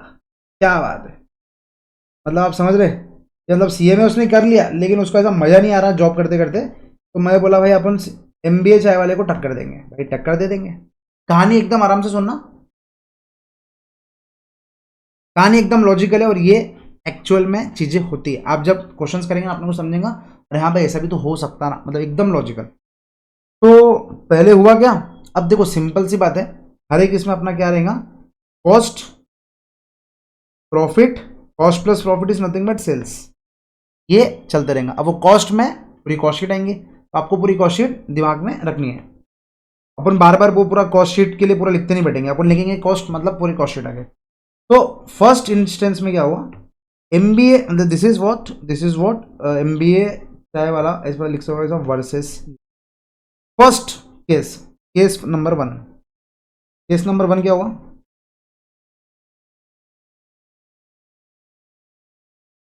जब अपना MBA चाय वाला जो था ना, MBA चाय वाला थोड़ा सीनियर था, और अपना जो CMA चाय वाला था वो फाउंडेशन में था, फाउंडेशन में। अब ये फाउंडेशन में है, और ये तो भाई बहुत बड़ा आदमी है, ये कौन सा, मेरा हाथ नहीं जा रहा क्योंकि वो ग्रीन कट हो रहा, लेकिन CMA चाय वाला अपना फाउंडेशन में है। जब ये अपना फाउंडेशन में, आप लोग लिख लो, तो यहाँ पर लिखो, मतलब सुनो, यहाँ पर क्या हो रहा, इसका कॉस्ट लग रहा 6 रुपया, ये बंदा प्रॉफिट कमा रहा 4 रुपया, और ये चाय बेच रहा, सेलिंग प्राइस है इसकी 10 रुपया। क्या बात, अपना बंदे का क्योंकि नया नया धंधा है तो इसको थोड़ी कॉस्ट ज़्यादा लग रही है, उसको नहीं समझ में आ रहा कि अभी कॉस्ट कैसे बचाना चाहिए। कॉस्ट लग रहा ये, प्रॉफिट लग रहा ये, प्रॉफिट थोड़ा कम कमा रहा, क्योंकि मार्केट में रहने के लिए तो सेम सेलिंग प्राइस पे देना पड़ेगा। इसके पहले ऐसा कर सकते हैं, ये 4 रुपये का प्रॉफिट कमा रहा, तो 12 रुपये ये इतना सेलिंग प्राइस दे रहा। ऑब्वियसली चाय के टपरी पे आपको चाय का प्राइस कम मिलेगा, थोड़ा ज़्यादा मिलेगा, चाय का इतना वेरिएबल, इतना चेंज इन प्राइस चलते रहता। लेकिन कुछ टाइम जब बीता, तो तो अपने वाले को समझ में आ गया कि अपना है ना सेल्स डाउन हो रहा, अपना क्या हो रहा, सेल्स डाउन हो रहा ड्यू टू प्राइस। तो इसने क्या करा कि दिस बिंग सेम, इसने तो कुछ चेंज ही नहीं किया था, इसने इतना ही रखा, लेकिन इसने क्या कर दिया, इससे उठ के, या ऐसा बोल दो इसने भी क्या कर दिया, प्रॉफिट कम कर दिया, दैट इज 8, और प्रॉफिट कर दिया इसने 2 रुपये, प्रॉफिट क्या कर दिया इसने, ₹2। Is this clear? प्रॉफिट क्या कर दिया, ₹2। अब ये सीएम इंटर में आ गया, उसने कॉस्टिंग देखा, कॉस्टिंग में उसको समझा कि यार, मेरा कॉम्पिटिटर 4 रुपये कमा रहा, मैं 2 रुपये कमा रहा, मेरा कॉस्ट ज़्यादा है, तो मेरे को कॉस्ट के ऊपर कुछ वर्कआउट करना पड़ेगा। तो उसने कॉस्ट, आराम से पूरी कहानी से सुनना, तो उसने क्या किया, कॉस्ट पे वर्कआउट किया। जब उसने कॉस्ट पे वर्कआउट किया तो इसको समझा कि यार कॉस्ट तो 6 रुपये अपनी भी हो सकती है। तो अगले बार क्या हुआ, इसकी कॉस्ट आ गया इतना, इसका भी इतना आ गया, तो भाई इसकी जो सेल्स थी, जो अभी तक देखो इधर क्या हो रहा था, इसकी सेल्स हाई, इसकी सेल्स ओके, मतलब इक्वल सेल्स बोल सकते थे, सेल्स इज इक्वल। यहाँ पर क्या हो रहा था, इसकी सेल्स हाई थी, इधर इसकी सेल्स हाई क्यों थी, क्योंकि इसका 4 रुपये प्रॉफिट था, इधर इसका 4 रुपये का प्रॉफिट था, लेकिन 12 रुपये की सेलिंग प्राइस थी, इसलिए इसकी सेल कम थी, इसकी सेल ज़्यादा थी, ठीक है। तो जब सेलिंग प्राइस सेम हुई तो सेल्स इक्वल आ गई, चाय की टेस्ट ऑलमोस्ट सेम है अज्यूमिंग। फिर जब सेलिंग प्राइस सेम हुई, अब क्या हो गया, ये भी 4 रुपये कमा रहा, इधर क्या हो रहा था, ये 2 रुपये कमा रहा था, लेकिन इसने थोड़ा दिमाग लगाया, ये भी 4 रुपये पे आ गया, तो दोनों का दिल खुश, सेल्स ऑब्वियसली अभी भी इक्वल, अब इतने में क्या हुआ पता है क्या, ये वाला जो बंदा है ना, ये वाला बंदे का फाइनल क्लियर हो गया, ये हैज क्लियर्ड सीएमए फाइनल, तो बहुत बहुत बधाई हो, तालियां मारो, सीएमए फाइनल क्लियर्ड। जैसे ये सीएमए फाइनल क्लियर हुआ, क्या हुआ बच्चों सुनो, जैसे ये सीएमए फाइनल क्या हुआ, सीएमए फाइनल क्लियर्ड, इसको समझ गया रिलेवेंट कॉस्ट टॉपिक, और बाप रे, जैसे इसको रिलेवेंट कॉस्ट टॉपिक समझ गया, इसने बोला एमबीए चाय वाले को तो अब भी बाहर करता, अब इसने क्या स्ट्रेटेजी लाई सुनाओ, इसका कॉस्ट अभी भी 6 रुपये, है, इसने क्या बोला, प्रॉफिट में कमाता 2 रुपये खाली, ठीक है, उसको दिखाने के लिए, और मैं सेलिंग प्राइस करता कितना, 8 रुपये, कितना करता, 8 रुपये, एकदम। इसने एमबीए चाय वाला सोचा, अरे ये पागल हो गया क्या, पहले फाउंडेशन तक तो ठीक था, 12 रुपये का 10 रुपये भी लेके आया था, एक बार का समझ रहा था सेल्स इक्वल, लेकिन इसने 10 का 8 क्यों कर दिया। अब एमबीए चाय वाला बोला, भाई मेरी लीगेसी बहुत चलती आ रही, तो मेरे को कुछ घंटा फर्क नहीं गिरेगा, ऐसा वो सोच रहा था, सोचने से क्या होता, सोचने से अगर कुछ होता था तो क्या ही बात रहती थी, ठीक है। तो ये इतना रहने के कारण क्या हो गया, कुछ दिनों की बात से इसको समझ गया कि भाई इसका जो सेल्स है, ऑब्वियसली बात है भाई, देखो जो चाय पी रहा उसको जब सेम टेस्ट मिल रही है 8 रुपये में, तो वो बाहर क्यों जाएगा, सिंपल सी बात है। तो इसका सेल्स प्राइस बढ़ गया, इसका सेल्स प्राइस गिर गया। इसके दिमाग में क्या था, सीएमए चाय वाले के दिमाग में क्या था कि भाई एमबीए चाय वाले को मार्केट से बाहर करना है, कॉस्टिंग केस में तो अपने को हरा नहीं सकता, अपन प्रणय सर से पढ़ गए। तो अब इसको जब समझ गया कि भाई सेल्स उसकी बढ़ रही है और अपनी कम हो रही, तो भाई कुछ तो लफड़ा हो रहा, सर करेंगे क्या। अब इसने क्या दिमाग लगाया, अब भाई ऐसा ना, मेरा एमबीए चाय वाला बोल रहा है, मेरा इतना साल का रेपुटेशन है, तो मेरे को ऐसे कैसे बाहर कर सकता मार्केट से, चल भाई ला। अब मैं भी क्या करता, ऑब्वियसली ये क्या सोचाऊंगा, मैं भी कॉस्ट इतना ही रख रहा, इतना भी कॉस्ट इतना है, तो वापस क्या होगा, सेल्स इक्वल, तो अपन वो नहीं लिख रहे। अब अपने वाले ने दिमाग क्या लगाया, जीरो प्रॉफिट पे काम करेंगे, और अपना अब सेल्स हो गया कितना, 6 रुपये। अब देखो यहाँ पर और एक केस बन सकता था, एक काम करते डिटेल में लिख के लेते, अब इतना लिखिए रहे तो इतना, जब इसने भी क्या कर दिया, सेलिंग प्राइस कम कर दिया, जैसे ही इसने सेलिंग प्राइस कम कर दिया, तो वापस क्या हुआ बोलो, सेल्स इक्वल, सेल्स इक्वल। तो अपने सीएमए वाले बंदे ने दिमाग लगाया, सीएमए वाले बंदे ने सोचा, अच्छा बेटा रुक जा, ये उठाया, कॉपी पेस्ट, इसने क्या कर दिया, प्रॉफिट 0, अपन प्रॉफिट पे काम ही नहीं करेंगे बोले, ठीक है, 6 रुपये का। ये बोला अरे बाप रे, अब बिना प्रॉफिट के मैं कैसे काम करूं, तो वापस से गेम क्या हो रहा था, सेल्स हायर और सेल्स लोअर। अब ये इसको एक दिन पॉडकास्ट पे मिला, पॉडकास्ट पे बुलाया भाई एमबीए चाय वाला ने। अब इसका लॉस हो रहा ना, तो ये बहुत बड़ा आदमी बन गया सीएमए वाला, इसको इसने पॉडकास्ट पे बुलाया। अब जब एमबीए चाय वाले ने जब सीएमए चाय वाले को पॉडकास्ट पे बुलाया, तो सीएमए वाला बोला भाई तू एक बात बता, तू क्या प्रॉफिट विफिट कमाना नहीं का, तू क्या पागल है क्या थोड़ा? तो क्या वाला, तेरे को क्या मालूम, तेरे को बाहर से दिख रहा है कि मैं प्रॉफिट नहीं कमा रहा, लेकिन मुझे मालूम है प्रॉफिट कमा रहा। तो उसने बोला यार कैसे कमा रहा बताना प्लीज। अब क्योंकि पॉडकास्ट था, सबको पॉडकास्ट में अपनी हवा दिखानी रहती, तो इसने क्या कर दिया, इसके बिजनेस के सीक्रेट बोल दिया। अब इसका बिजनेस का सीक्रेट क्या है, अच्छे से सुनना। इसने क्या बोला मालूम है क्या भाई? सुन, सिंपल सी बात है, कॉस्ट कितना है 6 रुपया, कॉस्ट कितना है 6 रुपया, आराम से सुनना, अच्छे से सुनना। कॉस्ट कितना है 6 रुपया। तो वो क्या बोलता, तू एमबीए किया ना तो तेरे को नहीं मालूम, लेकिन cost can be divided into 2 types of cost, that is fix cost और वेरिएबल कॉस्ट। हाँ बोले भाई, हाँ समझ गया। अब फिक्स कॉस्ट ऐसी चीज है जो नंबर ऑफ यूनिट्स से फर्क नहीं गिरता। मैं 1 बनाऊं या 10 बनाऊं या 1000 बनाऊं, मेरा फिक्स कॉस्ट तो लग गया, मेरा फिक्स कॉस्ट लग गया, मेरे को उससे कुछ संबंध नहीं, क्या नहीं है, दैट इज नथिंग बट। अब भाई देख वो क्या होता भाई, फिक्स कॉस्ट तो ऑलरेडी लग गया ना, तो उससे अब मेरे से तो कुछ मतलब, उसको तो मैं रिकवर करना अपना टारगेट रहता अल्टीमेटली, लेकिन मैं उसको कुछ कम कर सकता क्या, नहीं कर सकता। और वेरिएबल कॉस्ट क्या रहता, this is per unit cost. मतलब क्या है कि अगर मैंने 10 चाय बेचा तो मेरे को, अब फॉर एग्जांपल वो क्या बोलता, थोड़ा डिटेल में समझा बोलता, तो कॉस्ट अगर 6 रुपए है तो फिक्स कॉस्ट 2 रुपए है और वेरिएबल कॉस्ट 4 रुपए है। तो कॉस्ट 6 रुपए है, फिक्स कॉस्ट 2 रुपए है, वेरिएबल कॉस्ट 4 रुपए है। अब समझो, अब क्या हो गया, ये बोला कि वेरिएबल कॉस्ट अगर मैं 10 यूनिट बना रहा तो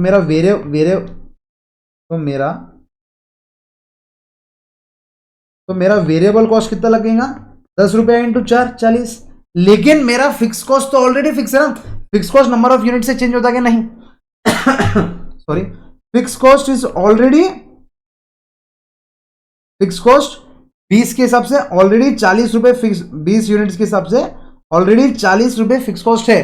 अब वो मैं 10 यूनिट बेचूं, 1000 यूनिट बेचूं, 5000 यूनिट बेचूं, फिक्स कॉस्ट चेंज नहीं होने वाला है। तो मुझे एक बात बताओ, वो क्या होता भाई, देख फिक्स कॉस्ट ऑलरेडी लग गया, ये क्या है, ये ऑलरेडी लग गया, ये वैसे भी चेंज नहीं होने वाला है। तो अब मैं क्या, मेरे दिमाग में क्या रहता, जब भी कोई कस्टमर आ रहा तो मैं फिक्स कॉस्ट पे ध्यान ही नहीं देता, क्योंकि मेरा फिक्स कॉस्ट ऑलरेडी लग गया। मैं 1 चाय बेचूं तेरे कंपटीशन में, या मैं 1000 चाय बेचूं, मेरा फिक्स कॉस्ट तो लग गया। तो जैसे ही मेरा फिक्स कॉस्ट लग गया तो मैं इसको ध्यान ही नहीं देता। तो अब मेरा टोटल कॉस्ट कितना हुआ, क्योंकि देखो ना, fix cost is nothing but fixed. अरे सिंपल सी बात है, fix cost is nothing but fixed है, इसलिए वैसे भी लग गया कॉस्ट, तो मैं उसके ऊपर दिमाग क्यों लगाऊं भाई। सिंपल सी बात ये समझो, मतलब समझ ही गया हूं आपको, फिक्स कॉस्ट इज फिक्स्ड, इसलिए अपन ध्यान नहीं देते। अब कोई भी जब कस्टमर मेरे पास आता तो मेरे दिमाग में क्या रहता कि भाई ये मेरे को सेलिंग प्राइस दे रहा कितने रुपए, 6 रुपए, लेकिन मेरा टोटल कॉस्ट, तेरे को दिख रहा टोटल कॉस्ट, तेरे को बाहर से दिख रहा टोटल कॉस्ट, लेकिन मेरे को मालूम है ना, this is nothing but my variable cost, that is 4 रुपए लग रहा। तो मुझे वैसे भी तो 2 रुपए का तो फायदा ही है ना भाई। हाँ वो बात अलग है कि वो मैं फिक्स कॉस्ट को रिकवर करने के लिए ले रहा, लेकिन अगर मेरी ये सेल नहीं भी हुई तो ये तो ऑलरेडी लग गया, ये तो ऑलरेडी लग गया फिक्स कॉस्ट, समझ रहे हैं। वो बोलता अच्छा बेटा ये था। ऑब्वियसली जब तक एमबीए चाय वाला मार्केट आउट हो गया था, उसके बाद उसने पॉडकास्ट पे बुला के समझा कि भाई तू लॉस में कैसे बेच सक रहा, ये लॉस में नहीं बेच रहा था, ये क्या कर रहा था, आपको समझा चीज। फिक्स कॉस्ट देखो मतलब क्या होता, there are many types of cost. अब चीज को अच्छी समझो, there are many types of cost, उसमें से अपने को फॉर द टाइम बिंग, देखो ये चीज है ना, ये परमानेंट नहीं कर सकता। ऑब्वियसली उसको धंधा चलाना है तो उसको फिक्स कॉस्ट भी रिकवर करना पड़ेगा। ये ऐसे नहीं कर सकता कि ऑब्वियसली देखो 6 रुपए उसका कॉस्ट है, 6 रुपए कॉस्ट में फिक्स कॉस्ट भी है, वेरिएबल कॉस्ट भी है। ये जो उसने चीज की ना, ये टाइम बिंग थोड़े दिनों के लिए की, जिससे सामने वाला कंपटीशन मार्केट से बाहर हो जाए। ये ऐसा परमानेंट नहीं चला सकता, अगर ये परमानेंट चलेगा तो इसका फिक्स कॉस्ट कौन रिकवर करेगा, इसका फिक्स कॉस्ट कोई रिकवर नहीं कर सकता। इसलिए ये जो चीज है, ये जो चीज मैंने बताया आपको, ये क्या रहती, ये फॉर द टाइमिंग चलती, ये क्या चलती, फॉर द टाइम बिंग चलती, कुछ कुछ सिचुएशन के लिए, कभी कभी सिचुएशन के लिए। तो अब जब तक ये 2-3 महीने चला, जब तक वो 2-3 महीने में उसने ज्यादा प्रॉफिट नहीं कमाया, खाली फिक्स कॉस्ट रिकवर कर रहा था। जैसे ही वो बाहर हो गया, इसने क्या कर दिया, सेलिंग प्राइस वापस 10 कर दिया, ये मार्केट का राजा बन गया। समझे क्या, आपको समझा। वो उसके दिमाग में क्या लगा रहा था, भाई मेरा लॉस नहीं हो रहा, मेरा लॉस कब होता, ये तो ऑलरेडी मेरा खर्चा लग गया तो मैं इसको ध्यान ही नहीं देता। अभी जो कस्टमर आ रहा उसको मेरे को चाय देने के लिए अभी क्या लग रहा, that is nothing but relevant cost, that is nothing but relevant cost. Relevant cost क्या है कि अभी ये ऑर्डर सर्व करने के लिए मेरे को एक्स्ट्रा क्या कॉस्ट लग रहा, बताओ, that is nothing but relevant cost. तो अभी अपन कॉस्ट पढ़ेंगे, बहुत सारी कॉस्ट है, मतलब 8 और मैं बताऊँ आपको 8 और 4 12 कॉस्ट अपन पढ़ने वाले, कितने पढ़ने वाले हैं, 8 ना 7, 7 और 4 11 कॉस्ट पढ़ेंगे। 11 कॉस्ट में बस अपने को इतना दिमाग लगाना है कि भाई ये रिलेवेंट है क्या, ये इररिलेवेंट है। अभी जैसे अपन ने एज अ बिजनेस एंगल सोचा ना, तो ये आपको बहुत इजी लगेगा कि भाई ये रिलेवेंट कॉस्ट है या इररिलेवेंट कॉस्ट है। आपने जैसे ही याद करना चालू कर दिया कि 11 कॉस्ट में से हाँ ये रिलेवेंट है, ये रिलेवेंट है, खिचड़ी, ठीक है। तो बच्चों आपको खिचड़ी नहीं करनी है, सबसे पहले एग्जांपल लिख लो। मेरे को लगता है कि आपको बेसिक समझ गया कि there are many types of cost. Obviously वो 11 कॉस्ट अपन लिखेंगे, वो 11 कॉस्ट में से कुछ कॉस्ट है रिलेवेंट कॉस्ट, कुछ कॉस्ट है irrelevant cost. Irrelevant cost, fix cost is nothing but irrelevant cost, आपको अभी समझ गया, fix cost is nothing but irrelevant cost. वो डिसीजन मेकिंग में काम नहीं आता, लेकिन ये सिचुएशन कभी कभी लेते, ऐसा नहीं कि अपन जिंदगी भर इस पे चल सकते, कभी कभी, ठीक है, समटाइम्स। चलो, तो मेरे को लगता है कि शॉर्ट में आप लोग पहले ये एग्जांपल लिख लो, क्योंकि बाद में ये एग्जांपल आपके दिमाग में रहेगा, तो आप जैसे ही एग्जांपल लिखोगे आपको रिलेवेंट कॉस्ट एकदम दिमाग में क्लिक हो जाएगा। चलो फटाफट,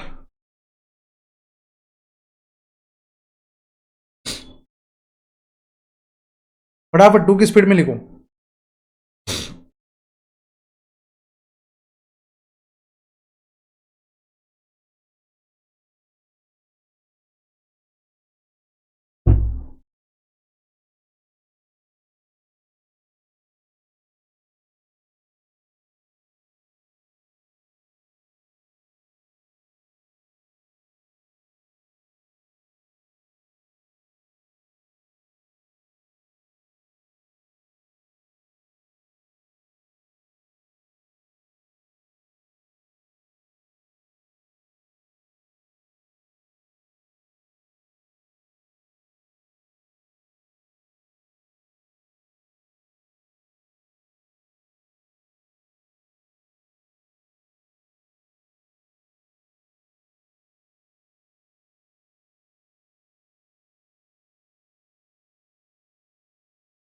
समझ समझ के।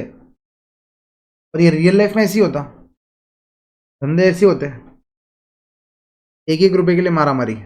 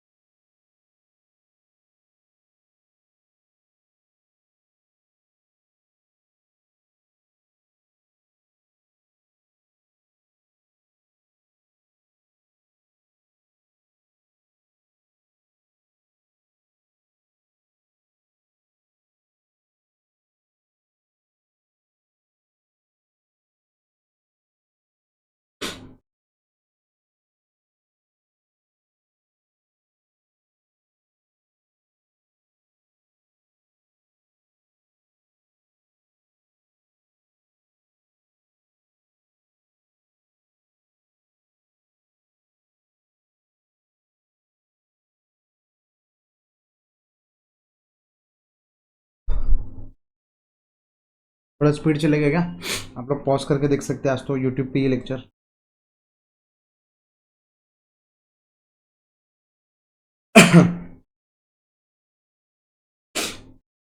फटाफट समझ गया।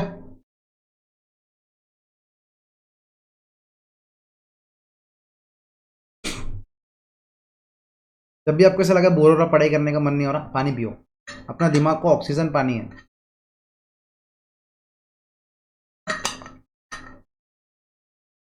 जैसे आप पानी पियोगे थोड़ा इंस्टेंट अच्छा लगेगा। हाँ भाई ये लग रहा, फिर भी अच्छा नहीं लग रहा तो फिर दिमाग में फोड़ मस्ती कर रहा, आपको सही में ब्रेक की जरूरत है। मतलब पोमोडोरी टेक्निक यूज करने का, लेकिन अपन एज अ प्रोफेशनल स्टूडेंट्स है और फाइनल के स्टूडेंट्स हो तो हर 25 मिनट में 5 मिनट का ब्रेक नहीं लेते रहते। अपन 2 घंटे पढ़ेंगे, आधे घंटे का ब्रेक लेंगे, 2 घंटे पढ़ेंगे, आधे घंटे का ब्रेक। ठीक है। मैं तो मालूम पड़ा सर अभी आपका 50 मिनट का लेक्चर हो गया, चलो हम 10 मिनट का ब्रेक ले लेते हैं क्योंकि आपने बोला पोमोडोरो। Let's go.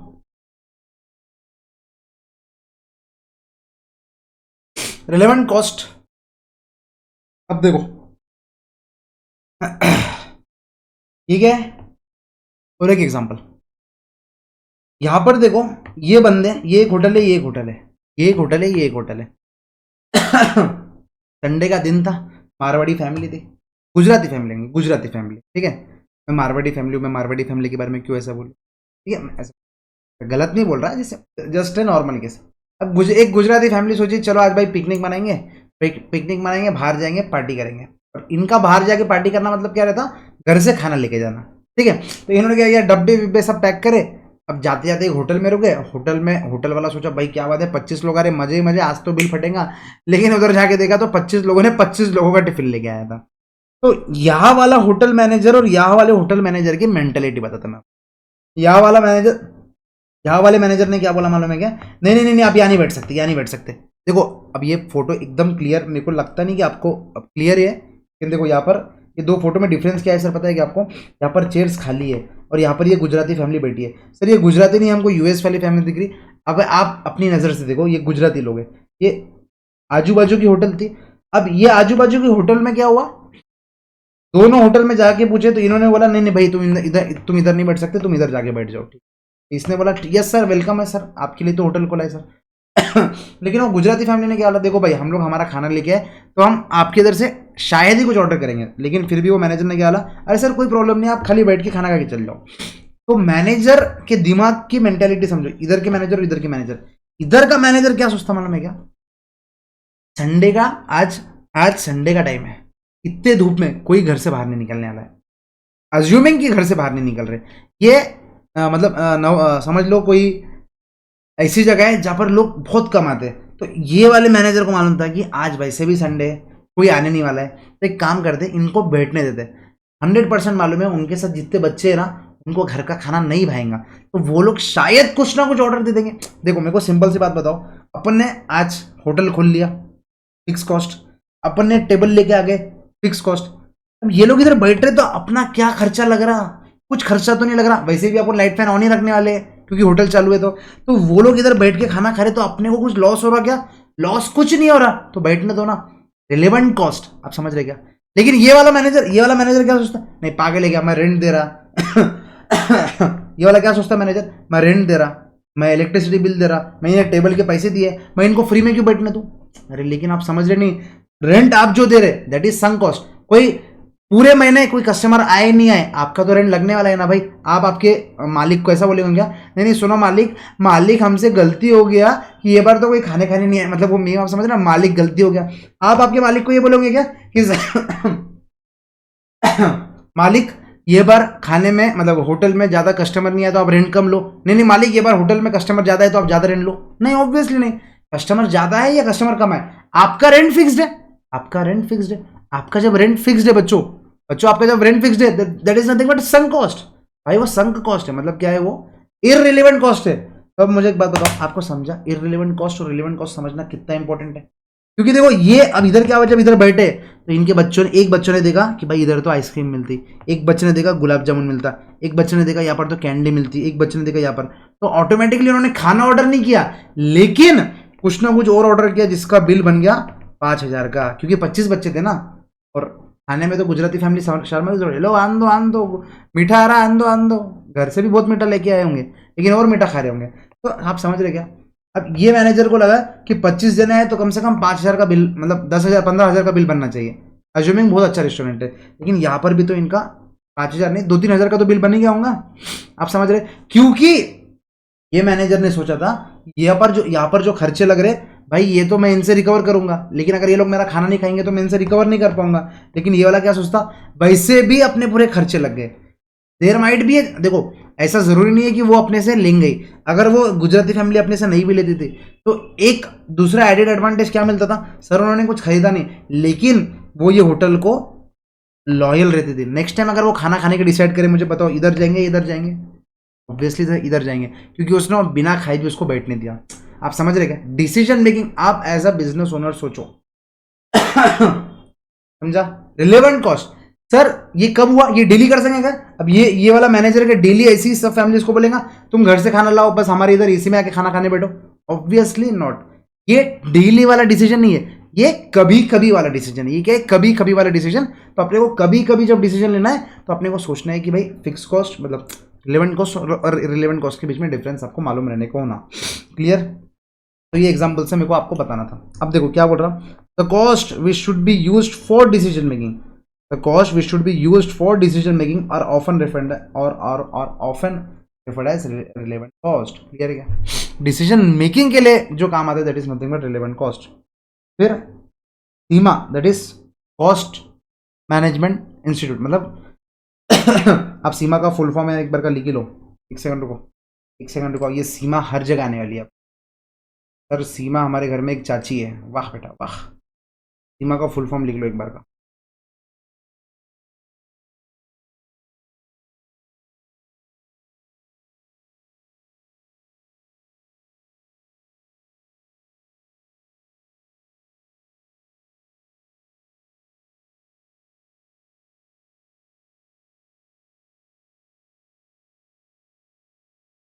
हाँ, कॉस्ट, अरे यार ये इन्होंने भी, हाँ, chartered institute of management accounts लिख लो एक बार का, ये हर जगह काम आने वाली है। CIMA is nothing but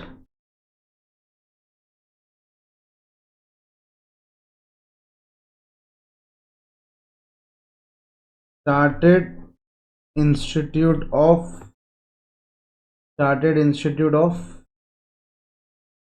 management accounts, management accountants, chartered institute of management accountants, chartered institute of management accountant. तो ये एक बॉडी है। अब ये बॉडी क्या करती, अब ये बॉडी है ना डिफाइन करती रहती, ये बॉडी को कुछ काम धंधे नहीं है। जैसे है ना, विजय सर, एक डायलॉग मारते हैं क्लास में। ग्रीक के लोगों को दो ही काम थे, एक तो आप समझ सकते हैं और दूसरा नाम रखना। मतलब हर हर वो बोलता है ना, हर कोई ना कोई वर्ड ग्रीक से ही आया, लैटिन वर्ड ग्रीक में ऐसा था, ऐसा, समझ रहे क्या? तो जब ग्रीक से डिफाइन हुआ तो उनका दो ही काम थे, एक तो आप समझ गए और दूसरा नाम रखना। मतलब वैसे ही सीमा का भी काम यही है। सीमा सीमा डिफाइन करती क्या, relevant cost as cost appropriate to helping, aiding मतलब helping the making of specific management decision. क्या बोला इसने, स्पेसिफिक मैनेजमेंट डिसीजन। रिलेवेंट मतलब कुछ कुछ, स्पेसिफिक ऐसे कुछ कुछ, सब नहीं। नेक्स्ट जो लाइन में जब से चिल्ला चिल्ला के बोल रहा, relevant cost which are relevant for specific purpose और सिचुएशन। स्पेसिफिक पर्पस है, स्पेसिफिक पर्पस है एमबीए चाय वाले को बाहर करना, स्पेसिफिक पर्पस है एक गुजराती फैमिली को बैठने खाना खाने देना, स्पेसिफिक पर्पस है, इसलिए अपन डिसीजन ले रहे हैं। In context of decision making only those cost which are relevant are pertinent to the decision, only those costs which are relevant are, ठीक है। relevant costs are revenue are those that are influenced by the decisions, relevant costs are those expected future cost।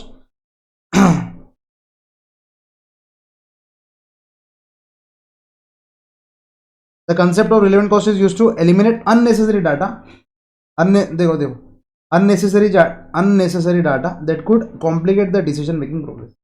ये दोनों case में rent already दे दिया, unnecessary data है वो, rent already दे दिया, unnecessary data है वो।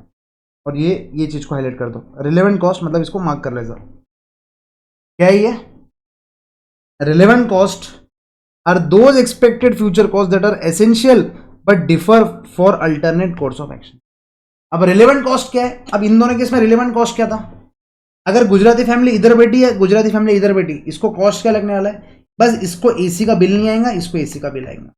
Relevant cost are those expected future cost that differ for alternate course of action. मतलब फॉर एग्जाम्पल अब यहाँ पे तो एक ही अल्टरनेट था, जब अपन नीचे देखेंगे ना अपने पास 4 ऑप्शन रहेंगे, option A B C D. तो अपने को क्या करना पड़ेगा? ऑप्शन ए अगर मैं चूज करूंगा तो अपना मेरा कितना कॉस्ट लग रहा, ऑप्शन बी चूज करूंगा तो मेरा कितना कॉस्ट लग रहा, ऑप्शन सी चूज करूंगा तो मेरा कितना कॉस्ट लग रहा, ऑप्शन डी चूज करूंगा तो कितना कॉस्ट लगेगा। तो अपन क्या देखते हैं कि चारों ऑप्शन में कॉस्ट कम किधर है, प्रॉफिट ज्यादा किधर है, वो अपन चूज करते हैं। That is nothing but cost. Relevant cost analysis enables manager to choose between alternate choices in situations such as, ये situations है और इसके ऊपर ही क्वेश्चन है अपने, इसके ऊपर ही क्या है क्वेश्चन है, जैसे एक्सेप्ट और reject an order when there is an excess capacity. For example there is an excess capacity, यहाँ पर ही देखो इसका एग्जांपल यही है। तो एग्जांपल ऐसा करके इधर ऐसा मार्क कर दो। अभी यहाँ पर एक्सेस कैपेसिटी थी ना, एक्सेस कैपेसिटी देखो 1000 टेबल थे, ज्यादा हो गए सॉरी, 100 टेबल थे कोई होटल में, 60 टेबल पे खाना खा रहे, 40 टेबल वैसे भी खाली है। ये 60 के लिए एसी चालू है, बिल चालू है, वेटर को पैसा देने का है, वेटर को फिक्स पैसा देने का है। अब ये 60 के लिए पेमेंट करो, ये एक गुजराती फैमिली, 2 फैमिली आ गई, 62 के लिए पेमेंट करो, 62 के लिए भी उतना ही एसी लगेगा, 62 के लिए भी उतना ही अपन क्या कर रहे हैं, वेटर को पैसा दे रहे हैं। अब समझ रहे, एक्सेस कैपेसिटी है मेरे पास, एक्सेस कैपेसिटी है तो अपन वो डिसीजन ले सकते हैं क्या, ये देखना। क्लियर है? अब मेरे पास एक्सेस कैपेसिटी नहीं है, फिर मेरे को वो डिसीजन लेना है क्या, वो भी सोचना। एक्सेप्ट और reject on order whether is no excess capacity, तो ऑब्वियसली एक्सेस कैपेसिटी नहीं है तो फिर अपन डिसीजन क्यों लेंगे? कभी कभी क्या होता, ये डिसीजन लेने से अभी फायदा नहीं हो रहा, फ्यूचर में फायदा हो रहा, तो वो सोच के भी लेते हैं। फॉर एग्जाम्पल यहाँ पर एक्सेस कैपेसिटी नहीं है, फुल है, लेकिन मेरे दुकान पे मान लो नरेंद्र मोदी जी आ गए। मुझे एक बात बताओ, मैं मेरे कस्टमर को बोलूंगा नहीं भाई तुम उठ के जाओ, या मैं नरेंद्र मोदी जी को बोलूंगा नहीं मोदी जी आप आए, लेकिन अभी मेरे पास एक्सेस कैपेसिटी नहीं है तो प्लीज आप है ना कल आइए। अब बताओ, लॉजिकल सी बात है ना, ऑब्वियसली बात है। पर सर ये क्या इमोशनल डिसीजन हो गया? कभी कभी क्या होता, कोई कस्टमर आया वो बोलता अगर आपने मुझे अभी अर्जेंटली ऑर्डर दिया, फॉर एग्जांपल मेरी बॉटल मैन्युफैक्चरिंग, अभी मैं ये 1000 बॉटल एक दिन में बना सकता, ऑलरेडी मेरे पास 1000 बॉटल के कस्टमर है, तो मैं ऑक्यूपाइड हूं, एक्सेस कैपेसिटी है मेरे पास नहीं है। पानी पी लेते,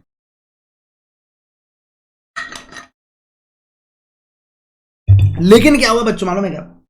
लेकिन मुझे आया मुकेश अंबानी जी का फोन, बोले प्रणय सर, मैं बोला हाँ सर, मैंने आपका वो रिलेवेंट कॉस्ट देखा, मैं बोला हाँ सर आपने यूट्यूब पे देखा क्या? हाँ बोला हाँ। तो अब मेरे को एक बात बताओ, वो तो ठीक है, वो खैर की बात, वो छोड़ो, आपका एक दूसरा काम भी है बोले बॉटल मैन्युफैक्चर करने का। मैंने बोला हाँ सर बॉटल मैन्युफैक्चर करने का भी काम है। तो सर मैं सोच रहा था कि अभी जो ये अनंत की शादी है ना, मतलब उनकी जो बेटे की शादी है, लास्ट टाइम मेरी कॉल पे बात हुई थी, तो जब वो मैं सोच रहा था रिटर्न गिफ्ट में है ना एक सोने की बोतल दे दूं, तो मेरे को 2 दिन में 2000 बोतल भेज देना सर। तो अब मुझे एक बात बताओ, मुकेश अंबानी जी को ऑर्डर मैं नहीं बोलूंगा क्या? वो भी सोने की बोतल। मैं बोला भाई अपने तो चांदी हो गई, तब देख रहे अपन सोच भी चांदी की कर सक रहे नहीं, मतलब अपने तो सोने हो गया, ऐसा बोलते ना कभी, अच्छा हो जाता भाई अपनी तो चांदी निकल गई, चांदी हो गई, तो ऐसा मेरा ऐसा हो गया था, मेरा तो सोना हो गया।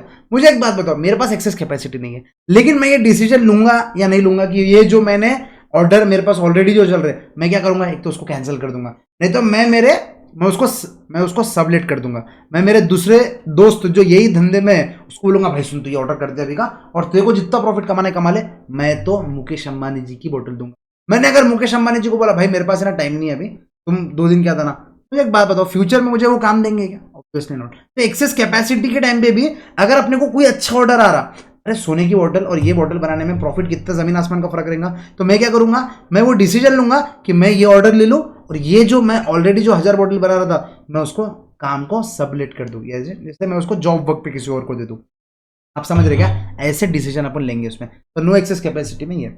आउटसोर्स अ प्रोडक्ट और सर्विस, आउटसोर्स कर देंगे क्योंकि अपना काम ज्यादा है। Add drop a product service और डिपार्टमेंट, मैं अभी तक फाउंडेशन भी पढ़ाता था, इंटर भी पढ़ाता था, फाइनल भी पढ़ाता था और भलता भी बहुत कुछ पढ़ाता था, लेकिन अब मेरे को ऐसा लगा भाई मेरे पास टाइम नहीं है, मेरे को फाइनल के ऊपर फोकस करना है, तो मैंने क्या कर दिया, ड्रॉप कर दिया वो अल्था वल्था जो भी मैं पढ़ाता था, ड्रॉप कर दिया। ड्रॉप अ प्रोडक्ट और सर्विस, सेल और प्रोसेस फर्दर, मतलब वो जैसे फॉर एग्जांपल कि कुछ चीज बनाए, हव हव बनी, आदि बन गई।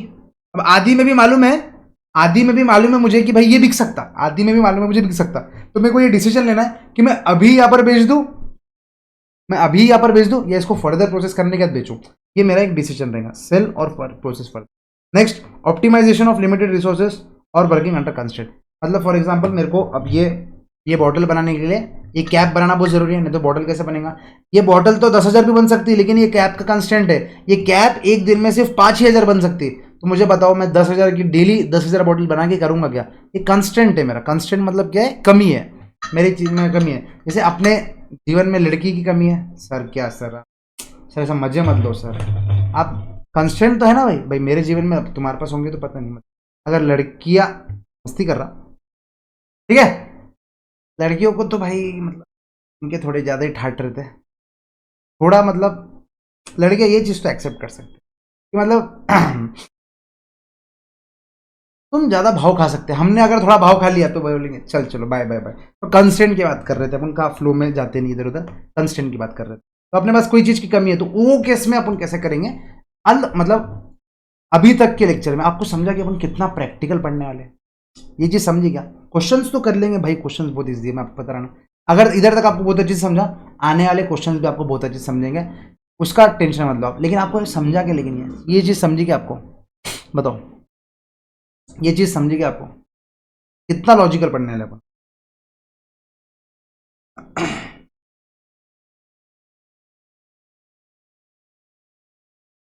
हाँ, देख रहे हैं इतने सारे रिलेवेंट कॉस्ट, एक एक चीज़ को, एक एक कॉस्ट को अपन डिटेल में पढ़ेंगे। आज मेरे को लगता है कि भाई ये रिलेवेंट कॉस्ट पढ़ाने में चल जाएगा कि भाई कौन सी कॉस्ट रिलेवेंट कॉस्ट है, कौन सी कॉस्ट रिलेवेंट कॉस्ट नहीं है। कल ही शायद अपन क्वेश्चन पे चढ़ पाएंगे कि हर एक चीज़ के ऊपर मेरे को आपको एग्जांपल देना है। अमित शाह जी से इंट्रोड्यूस करना है आपको। अमित शाह मालूम है ना कौन है? अमित शाह जी, सॉरी अमित शाह नहीं, अमित शाह जी कौन है मालूम है ना आपको? फिर इररिलेवेंट कॉस्ट, बस इतना ही छोटा चैप्टर है, खत्म। समझ रहे हैं आप? नेक्स्ट चैप्टर टारगेट कॉस्टिंग चालू हो जाएगा सर। मतलब 5 पेज का चैप्टर है, 5 ही पेज का चैप्टर, 5। सर कितने क्वेश्चन है? अभी पहले कंसेप्ट पे ध्यान देता। पहला पेज तो अपना हो भी गया ऑलमोस्ट। सर रिलेवेंट कॉस्ट, हाँ, relevant cost analysis is an incremental analysis which considers only relevant cost, that is that the cost that differ between alternatives, जो बताया मैंने option 1 2 3 4, and ignores sunk cost, that is cost which have been incurred which cannot be changed and hence are irrelevant to the situation. sunk cost का मतलब इन्होंने बता दिया, इसको highlight कर दिया। sunk cost मतलब क्या? sunk मतलब ऐसा समझ लो, जो कॉस्ट ऑलरेडी लग गई। अपने घर में एक कॉमन डायलॉग अपन सुनते हैं, रात गई बात गई, दैट इज रात गई बात गई, संक कॉस्ट है वो क्या है? संक बात है, हो गई ना, चल छोड़, अभी कुछ कर सकते क्या उसका? नहीं कर सकते। अटेम्प्ट लग गया ना, अच्छे से नहीं पढ़ा, अटेम्प्ट लग गया, कुछ कर सकते क्या रोने के अलावा? नहीं। तो सर पढ़ लो। अरे यार सब बीच में डराओ मत यार, अरे बताना पड़ता ना आपको, एक तो मतलब वो आपको वो देना पड़ता, मेरे को क्या बोलते हैं उसको, रियल लाइफ आईना बताते रहना पड़ता। नहीं तो भाई अपन ठहरे एकदम चढ़ में, कभी भी पढ़ेंगे 4 घंटे पढ़ेंगे, फिर जून एग्जाम आ जाएंगी, अप्रैल में सर मेरे को डर लग रहा है, मेरी पढ़ाई नहीं हुई, मैं पास हो जाऊंगा, मेरे घर पे मेरे से एक्सपेक्टेशंस कर रहे सर, मेरे को पास होना है सर। अरे नहीं होगा भाई, अभी से पढ़ना पड़ेगा। यस, डे 1 जनवरी 1 से पढ़ना पड़ेगा, ठीक है? अभी से पढ़ेंगे तो पास होंगे, नहीं तो फिर दिसंबर attempt. In order to influence a decision a cost must be in futuristic, past cost are relevant. पहले जो पास्ट में हुआ वो इररिलेवेंट है। अब फॉर एग्जांपल, हर एक चीज का मैं एग्जांपल देते हुए चलता, क्योंकि आपको ये क्वेश्चन उठ के नहीं आने वाला है, इसके ऊपर एमसीक्यू भी बन सकते हैं, और कॉस्ट जो एग्जाम में आएंगी उसका आपको मालूम रहने को ना कि भाई ये रिलेवेंट कॉस्ट है, ये रिलेवेंट कॉस्ट है, इररिलेवेंट कॉस्ट है, ठीक है? फ्यूचरिस्टिक कॉस्ट का अपन ऐसा एग्जाम्पल दे सकते हैं कि भाई की हाँ, पेपर पढ़ना। अब मैंने क्या किया, मैंने वो इकोनॉमिक टाइम्स वाले को फ़ोन किया, मैंने बोला भैया इकोनॉमिक टाइम्स का पेपर आप डेली डाल देना। उसने क्या किया बोलो? उसने क्या किया? लगा दिया, उसने लगा दिया। अब मुझे एक बात, मैंने उसको कमिट कर दिया कि भाई तेरे को डालना है पेपर। वो 1 महीना पेपर डाल दिया, वो मैं 1 महीना उसने पेपर डालना चालू कर दिया। मैं पेपर पढ़ूं ना पढ़ूं, मेरा खर्चा तो लग रहा ना। वो मैं पेपर को रद्दी बना के यूज़ करूँ, वो मैं पेपर को मम्मी को दे दूँ, मम्मी वो फलके के नीचे रखने के लिए या फलके जब करते होगा जब कप उधर रखने के लिए, वो मम्मी कुछ भी करे, that is a sunk cost or not.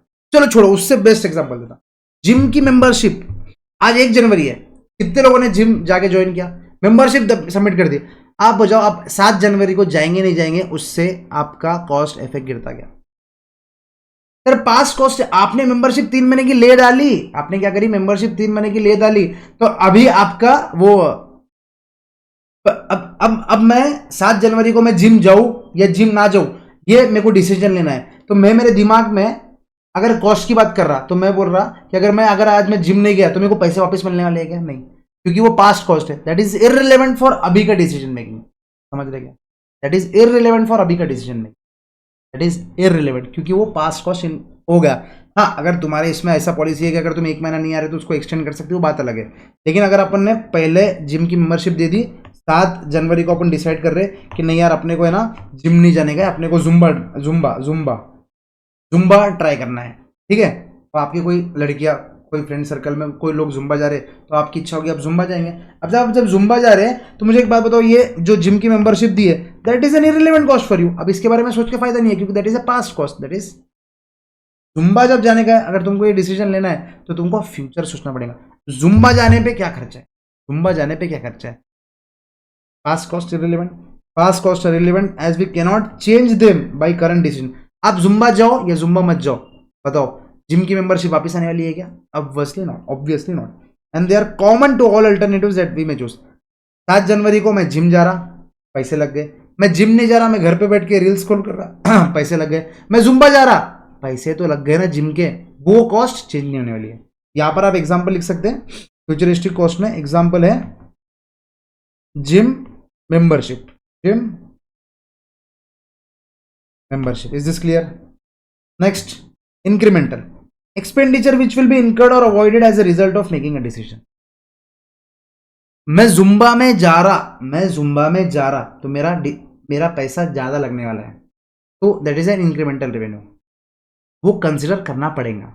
मैं जुम्बा नहीं जा रहा, जिम के साथ साथ मतलब जिम कर रहा, तो अपने को पैसा नहीं लग रहा। इंक्रीमेंटल रेवेन्यू मतलब क्या, इंक्रीमेंटल कॉस्ट मतलब क्या, अगर तुमने पहले ये डिसीजन ले रहा, ये डिसीजन लेने के कारण तेरा कॉस्ट बढ़ रहा, तो तेरा क्या हो रहा, इंक्रीमेंटल रेवेन्यू। आपने जिम की मेंबरशिप ले ली, यस सर ले ली। जिम में आपने 1 जनवरी को सोचा था कि आपने को मसल बिल्ड करना है, तो आपने जिम की मेंबरशिप दे दी और जिम चालू कर दिया। 7 दिन के बाद आपको ऐसा लगा नहीं था यार मसल बिल्ड करके फायदा नहीं है, पहले कार्डियो करते। आप बताओ, आपने स्पेसिफिक डिसीजन लिया कार्डियो करने का, इसके वजह से आपका इंक्रीमेंटल कॉस्ट लगा क्या? नहीं लगा। दैट इज मतलब आपने सोचा कि भाई मेरे को ना कार्डियो करना है, जब कार्डियो करना है तो आपने जब कॉस्ट एनालिसिस देखा, आपको कुछ इंक्रीमेंटल कॉस्ट लग रहा है क्या? नहीं, रिलेवेंट कॉस्ट नहीं है मतलब। लेकिन आपने सोचा भाई 7 जनवरी को भाई अपने को जिम करने में मजा तो आ रहा, हल्का हल्का लग रहा, और वो क्लास में स्माइल भी कर रही, ठीक है, मेरे इंस्टाग्राम के स्टोरी को लाइक भी कर रही, तो मैं क्या करता भैया अभी ना पर्सनल ट्रेनिंग लगा लेता। क्या लगा लेता? Personal training. अब आपने जैसी ही पर्सनल ट्रेनिंग लगाया, इंक्रीमेंटल कॉस्ट रिलेवेंट और इररिलेवेंट, सर रिलेवेंट, समझिए क्या, expenditure which will be incurred or avoided as a result of making a decision. मैंने पर्सनल ट्रेनिंग लगाया तो खर्चा लगेगा, पर्सनल ट्रेनिंग नहीं लगाया तो खर्चा नहीं लगेगा। क्या है? Which will be incurred or avoided as a result of making decision. मैंने पर्सनल ट्रेनिंग लगाया तो इनकर्ड, नहीं लगाया तो अवॉइडेड। समझिएगा, any cost which would be incurred whether or not the decision is made are not set to be incremental to the decision. ये चीज क्या है? जिम की membership, any cost that would be incurred whether or not the decision is made. मैंने personal training लगाई या personal training नहीं लगाई, लेकिन मुझे जिम की मेंबरशिप तो देनी है ना, that is irrelevant, are not set to be incremental. वो इंक्रीमेंटल नहीं है, मतलब इररिलेवेंट है। क्लियर है क्या? आपको समझा? तो यहाँ पर आप लिख लो, यहाँ पर of making a decision, for example PT. अब थोड़ा छोटे से इसमें ये भी लिख लो, पर्सनल ट्रेनिंग, पर्सनल ट्रेनिंग। ये आप लिखोगे ना तो आपको बाद में याद रहेगा भाई, gym membership personal training. Is this clear? कि भाई मेंबरशिप मतलब मैं ट्रेनिंग पर्सनल ट्रेनिंग लूंगा तो मेरा पैसा लगेगा इंक्रीमेंटल। कैश फ्लो मतलब पैसे का आना जाना होना चाहिए, ठीक है, पैसे का आना जाना होना चाहिए। सर पैसा तो लगेंगे ना कोई डिसीजन लेने में, नहीं, depreciation is a non cash flow, मतलब नॉन कैश एक्सपेंस, बस वही बोला है इसमें। Expenses such as depreciation are not cash flows, मतलब डिप्रिसिएशन है लेकिन अपनी जेब से पैसे जा रहा क्या, अपन अपने एक्सपेंस अकाउंट में लिखते डिप्रिसिएशन इज एन एक्सपेंस, लेकिन अपने जेब से पैसा जा रहा क्या, पीसा पीसा जा रहा क्या, नहीं जा रहा सर। तो depreciation are not cash flows and are therefore not relevant. तो डिप्रिसिएशन को अपन रिलेवेंट नहीं मानते क्योंकि आर नॉट कैश फ्लोज, अपने जेब से नहीं जा रहा तो उसको रिलेवेंट नहीं समझने का, कि अपने जेब से कुछ नहीं जा रहा।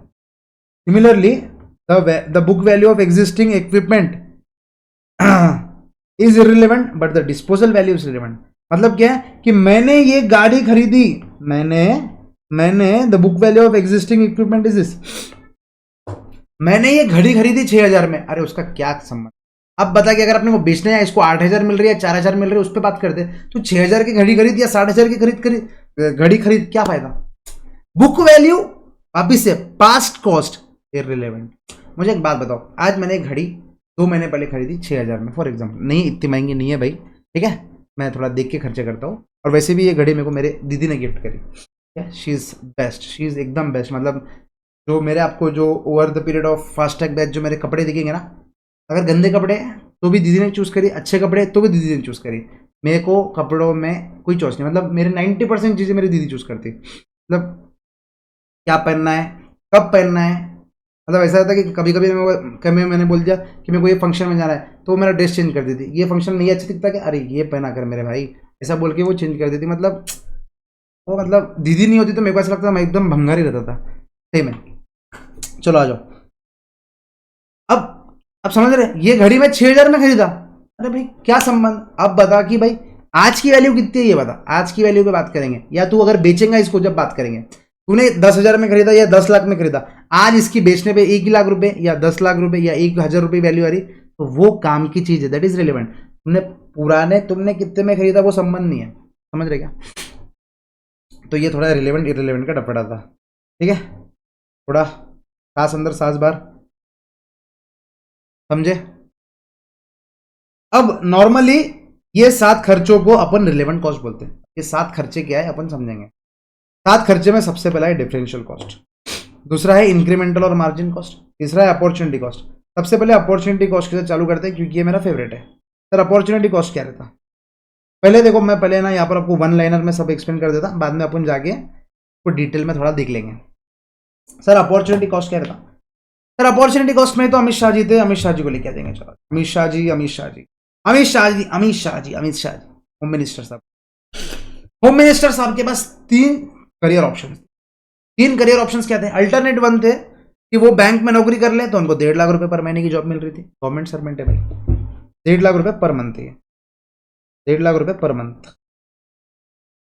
पर, या तो वो होम मिनिस्टर बन जाए तो उनको 1,67,000 पर मंथ। क्या बात कर रहे हैं सर, होम मिनिस्टर की सैलरी इतनी रहती क्या, उससे ज्यादा तो मेरे वो जो दूर के कजिन है वो कमा लेते 2-2.5 लाख रुपए। इनके फिक्स पेमेंट इतना रहता, इनके परक्यूजिट्स बहुत सारे रहते, मतलब इनको घर गाड़ी ये सब उनको ज्यादा बेनिफिट्स मिलता। और भाई होम मिनिस्टर साहब समझ रहे क्या आप, अपने को कोई पूछेगा नहीं, अपन 5 लाख रुपए भी महीने का कमाए तो कुछ नहीं पूछेगा इनको, अगर इन्होंने कुछ नहीं भी कमाया तो इनको जब लोग आके गले में हाथ डालेंगे, वो छोड़ो। और इनके पास अल्टरनेटिव 3 क्या था, बीसीसीआई, भाई इनके बेटे जय शाह जी, पता है ना आपको जय शाह जी, तो जय शाह जी के पास अगर काम करने में इंटरेस्टेड है तो उनको 5 लाख रुपए पर महीना। Oh my God sir opportunity cost क्या बताएगा, आपने कहीं ना कहीं पढ़ा होगा पहले। अब लेकिन आपको मालूम है कि अब सब पूरी दुनिया को मालूम है ये अल्टरनेट में से कौन सा ऑप्शन चूज कर रही है, ये ऑप्शन चूज कर, ये कौन सा ऑप्शन चूज कर रही है, होम मिनिस्टर को। अपॉर्चुनिटी कॉस्ट क्या बोलता, तुमने ये डिसीजन लिया, अगर ये डिसीजन ना लेते तो कौन सा डिसीजन लेते, ऑब्वियसली बात है ये नहीं लेते तो नेक्स्ट बेस्ट डिसीजन क्या रहता था, ये तो नहीं रहता था, ऑब्वियसली ये रहता था। उसमें तुम कितना पैसा कमा रहे that is your opportunity cost, में तुम कितना पैसा कमा रहे दैट इज योर अपॉर्चुनिटी। इसका मतलब क्या है, सिंपल सी बात, और एक सिंपल एग्जांपल से मैं समझा सकता आपको कि मेरे पास सीए बनने के दो ऑप्शन थे। मेरे पास सीए बनने के बाद दो ऑप्शन थे, आइदर मैं टीचिंग में जाऊं, आइदर मैं जॉब में जाऊं। जॉब में मुझे 12 लाख का पैकेज लग रहा था, लेकिन टीचिंग में मुझे फॉर एग्जाम्पल, अभी मेरे को, मैं पैसे नहीं बता रहा, पर 7-8 लाख रुपए मिलते थे। तो what is my opportunity cost में टीचिंग में आया, तो क्योंकि मैं टीचिंग में आया तो मेरा नेक्स्ट बेस्ट अल्टरनेटिव मैंने छोड़ दिया। तो जितना मैंने पैसा छोड़ दिया, that is my opportunity cost. मेरे को वो भी अपॉर्चुनिटी थी, वो अपॉर्चुनिटी मैंने छोड़ दी। जो अपॉर्चुनिटी अपन छोड़ देते उसको अपन बोलते हैं अपॉर्चुनिटी कॉस्ट। वो अपॉर्चुनिटी कॉस्ट कितनी की है, 12 लाख की अपॉर्चुनिटी। Is clear? वो क्या है, 12 लाख की अपॉर्चुनिटी। डन डना डन डन बोलो, समझे क्या आपको? मतलब नेक्स्ट बेस्ट अल्टरनेटिव क्या है, मतलब अगर मान लो मेरे पास थर्ड ऑप्शन रहता था कि मैं प्रैक्टिस कर लूँ, प्रैक्टिस में मैं 15 लाख रुपए कमा सकता था, तो what will be my next next best, कि अगर मैं टीचिंग नहीं करता था, मतलब मैं अगर टीचिंग कर रहा, तो मेरी अपॉर्चुनिटी कॉस्ट क्या है कि सर, अगर, तो अपने को कैसे सोचना है, सर टीचिंग नहीं करते थे तो क्या करते थे, सर टीचिंग नहीं करते थे तो ऑब्वियसली अपन प्रैक्टिस करते थे, तो प्रैक्टिस में कितना कमा रहे, 15 lakh, that is my opportunity. Opportunity cost मतलब क्या, नेक्स्ट बेस्ट अल्टरनेटिव क्या है, इसमें अपन कितना कमा रहे, दैट इज योर, ये क्लियर है क्या? ये हो गया अपॉर्चुनिटी कॉस्ट। सर फिर आ गया अवॉइडेबल कॉस्ट। जिम में गए, जिम में उसने क्या बोला अपने को कि भाई 7,000 रुपये के साथ, 7,000 रुपये में तुमको पर्सनल ट्रेनर भी दे रहे, 7,000 रुपये में पर्सनल ट्रेनर भी दे रहे। मैं बोला भाई पर्सनल ट्रेनर के बिना कितना दे रहे, 5,000 रुपये में। तो वो जो 2,000 थे, that is an avoidable cost, मैं अवॉइड कर सकता था। जिम जाने के लिए मुझे जरूरी नहीं है कि पर्सनल ट्रेनर लेना जरूरी है। हाँ, अगर आपको पर्सनल ट्रेनर चाहिए तो बात अलग है, मतलब बस बताना इतना कहना है कि भाई अवॉइडेबल कॉस्ट, मतलब मैं वो चीज कर रहा, लेकिन कुछ मतलब कॉस्ट कम करके भी अगर मैं वो चीज कर सकता, सेम सिमिलरली अगर मैं कुछ कॉस्ट कम करके वो चीज कर सकता, तो that is nothing but avoidable cost. अगर तुम कॉस्ट को कम करके वही चीज कर सकते हैं, दैट इज नथिंग बट क्या, अवॉइडेबल कॉस्ट। तुम उसको अवॉइड कर सकते हो, तुम अवॉइड करो। Sir replacement cost, replacement cost मतलब क्या, कि अभी मेरे पास, अपन ये कैलकुलेटर बना रहे हैं, अब ये कैलकुलेटर में ये जो लाल बटन है ना, लाल बटन, ये लाल बटन मेरे पास खत्म हो रहा, ठीक है, तो मैंने क्या किया, इसको बाहर से खरीदना पड़ेगा। अभी के लिए मैंने क्या किया, मेरे दोस्त को चाहिए था तो मैंने क्या बोला, ले भाई तू रख ले, लेकिन मुझे तेरे को वापस देना पड़ेगा। तो वो मेरे को कितने रुपए में वापस देगा, बताओ कितने रुपए मुझे वो देगा, ऑब्वियसली उसको रिप्लेस करने के लिए। अब इसको और कौन से एग्जांपल से समझा सकते हैं, आप बस इतना समझो कि हाँ, फॉर एक एग्जांपल, मैं ये घड़ी पहन रहा, घड़ी पहन रहा, obviously this is cost for me, मैं इसको इन्वेस्टमेंट समझता, लेकिन कॉस्ट के पॉइंट ऑफ व्यू से समझता, this is a cost for me. अब ये घड़ी मेरे को, मेरे दोस्त को देने की है, घड़ी मेरे को मेरे दोस्त को देने की है, तो मेरे को क्या कॉस्ट लगी मेरे वो दोस्त को ये घड़ी देने के लिए, ऑब्वियसली ये जब मैं घड़ी दूंगा तो मैं इसके बदले दूसरी घड़ी लूंगा, that is my replacement cost, that is nothing but my replacement cost, that is relevant. Obviously sir ये मैं उसको दे रहा, तो मेरे जेब से तो पैसे जा रहे ना, जेब से पैसे जा रहे, तो रिलेवेंट कॉस्ट है बस। इंक्रीमेंटल कॉस्ट, मार्जिन कॉस्ट वही है कि अभी आप, इंक्रीमेंटल कॉस्ट मतलब अभी आप 1,000 प्रोडक्ट बना रहे थे, तो आपका कॉस्ट लग रहा था 10 लाख रुपए, 10,000 रुपए। अभी आप 1,200 प्रोडक्ट बनाएंगे, अगर आपका कॉस्ट लगा, मतलब इंक्रीमेंटल कॉस्ट मतलब, इंक्रीमेंटल कॉस्ट मतलब क्या है, अभी आप 1,000 प्रोडक्ट बना रहे थे 10,000 में, अभी आप 1,200 प्रोडक्ट बनाएंगे तो उसके कितने लगेंगे, अगर 13,000 रुपये लग रहे, तो ये जो इंक्रीमेंटल कॉस्ट हुआ ना, रिलेवेंट है ना भाई, नंबर ऑफ यूनिट्स बढ़े मैं मानता, नंबर ऑफ यूनिट्स बढ़े मैं मानता, लेकिन कॉस्ट भी तो बढ़ा, that is nothing but relevant cost, relevant cost. Imputed cost फालतू कॉस्ट ही कुछ नहीं है, वो छोड़ दो। आउट ऑफ फोकस कॉस्ट मतलब क्या है, कि एक्चुअल में तुम्हारे जेब से कुछ पैसे लग रहे, that is nothing but relevant cost, ठीक है, आप ऐसा समझ लो, ऊपर के खर्चे, ऊपर के खर्चे is nothing but relevant cost, that is nothing but relevant cost. Is this clear? बोलो,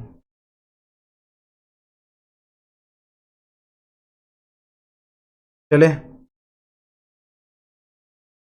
चले आ जाओ, ये चीज को एक एक कॉस्ट को, एक एक कॉस्ट को, एक एक कॉस्ट को थोड़ा डिटेल में डिस्कस करते हैं। सर डिफरेंशियल कॉस्ट क्या है, बेस्ट एग्जांपल जो इंस्टीट्यूट ने दिया, देखो a differential cost is the difference in cost under two or more decision. A difference in cost under two or more decision alternative, मतलब ये मैं अल्टरनेटिव 1 ले रहा, मेरे को 16 लाख रुपए लग रहे, अल्टरनेटिव 2 लग रहा तो मेरे को कॉस्ट लग रहे 12 लाख, तो obviously what is my differential cost 4 lakh, तो मैं किधर जाऊंगा, इधर जाऊंगा। What is my differential cost 4 lakh, मैं किधर जाऊंगा, इधर जाऊंगा। This is clear, differential cost 4 lakh. Difference in cost under two or more decision alternative, specifically to different projects or situations. It is also change in cost due to change in activity, भारी भारी word ये लोग use करते थे कभी। फिर same item with the same amount appears in all alternatives, it is irrelevant. बाप रे क्या बात बोली, देखो where same item with same amount appears in all it is irrelevant. For example कितना बढ़िया एग्जाम्पल है कि मेरे पर दादा दादा दादा दादा दादा के दादा उन्होंने एक लैंड खरीदी थी पुणे के एकदम बीच में। पुणे के जितने लोग मालूम है उनको मालूम है कि Swargate is a main kind of main in Pune, main station in stop. उधर मेरे दादा ने ना लैंड खरीद के रखी थी। अब वो मैं लैंड को मेरे दादा ने खरीदी थी, अब वो मेरे लैंड को मैं उधर मैं मूवी थिएटर खोलूं, उधर मैं क्लासेस खोलूं, उधर मैं बार खोलूं, गलत बात, बार नहीं खोलेंगे, उधर मैं शॉपिंग मॉल खोलूं, उधर मैं वाटर पार्क खोलूं।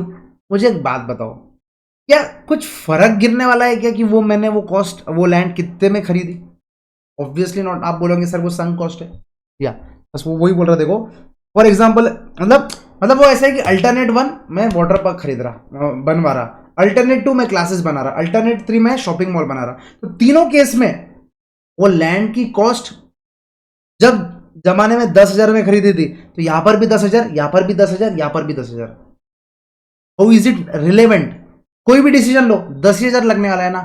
हाँ ऐसा कुछ है कि आप वाटर पार्क बना रहे तो उसकी कॉस्ट अपन 10 लाख पकड़ेंगे, क्लासेस कर रहे तो उसकी कॉस्ट 10,000 पकड़ेंगे, और इधर कर रहे तो उसकी कॉस्ट कुछ और पकड़ेंगे, तो वो रिलेवेंट कॉस्ट है। लेकिन तीनों अल्टरनेटिव में अगर सेम कॉस्ट है 10,000 10,000 10,000, तो how is it relevant for decision making? बस वही बोल रहा हूँ। ए plot of land, a plot of land can be used for a shopping mall or entertainment park. The plot is irrelevant since it would be used in both the cases. अब दोनों cases में same ही मतलब।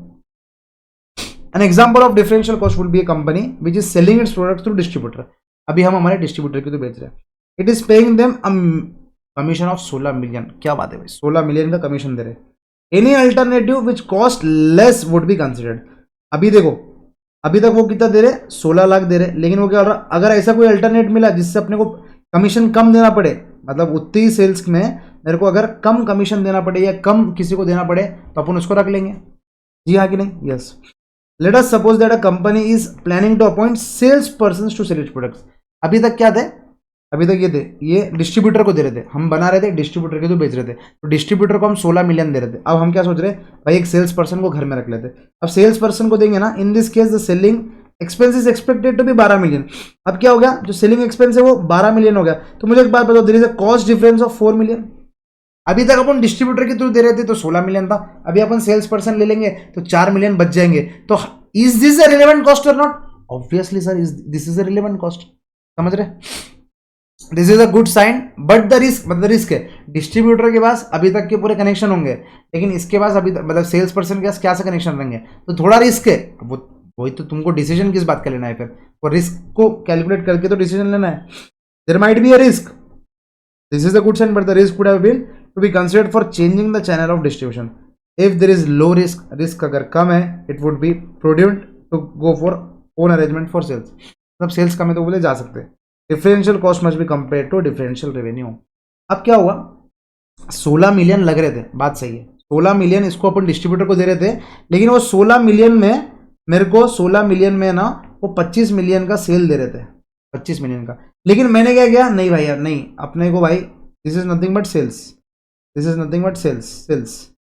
लेकिन अब वो उसने क्या किया, मैंने 16 मिलियन से 12 मिलियन पे आ गया, लेकिन मेरी जो सेल है वो 21 मिलियन या एग्जाम्पल के लिए 20 मिलियन पे आ गई। मुझे एक बात बताओ, कोई फायदा है कि आपने 4 लाख का 4 मिलियन का कम किया कॉस्ट, लेकिन अपने सेल कितने से कम होगी, 5 मिलियन से कम हो गई, तो अल्टीमेटली 1 मिलियन का अपने को ही लॉस हो गया ना। अपन ने ये 4 मिलियन बचाने के चक्कर में सेल 5 मिलियन का नुकसान कर दिया, तो आप सिर्फ डिफरेंशियल कॉस्ट के भरोसे डिसीजन नहीं ले सकते कि नहीं भाई अपन सेल्स पर्सन को रख लेंगे तो 12 मिलियन। अरे उसको रखने से सेल्स के ऊपर भी इंपैक्ट देखना पड़ेगा। सेल्स के ऊपर इंपैक्ट नहीं हो रहा तो बहुत ही बढ़िया भाई, 4 मिलियन का फायदा। लेकिन अगर फॉर एग्जाम्पल यहाँ पर 20 नहीं, यहाँ पर अगर वो 23 लाख भी आता था तो भी सेल्स मतलब अपने सेल्स पर्सन को रखना फायदेमंद था, क्योंकि यहाँ पर 4 मिलियन बच रहे थे, यहाँ पर 2 मिलियन की सेल कम हो रही एक बार का, ठीक है, लेकिन यहाँ पर 4 बच रहे थे, यहाँ पर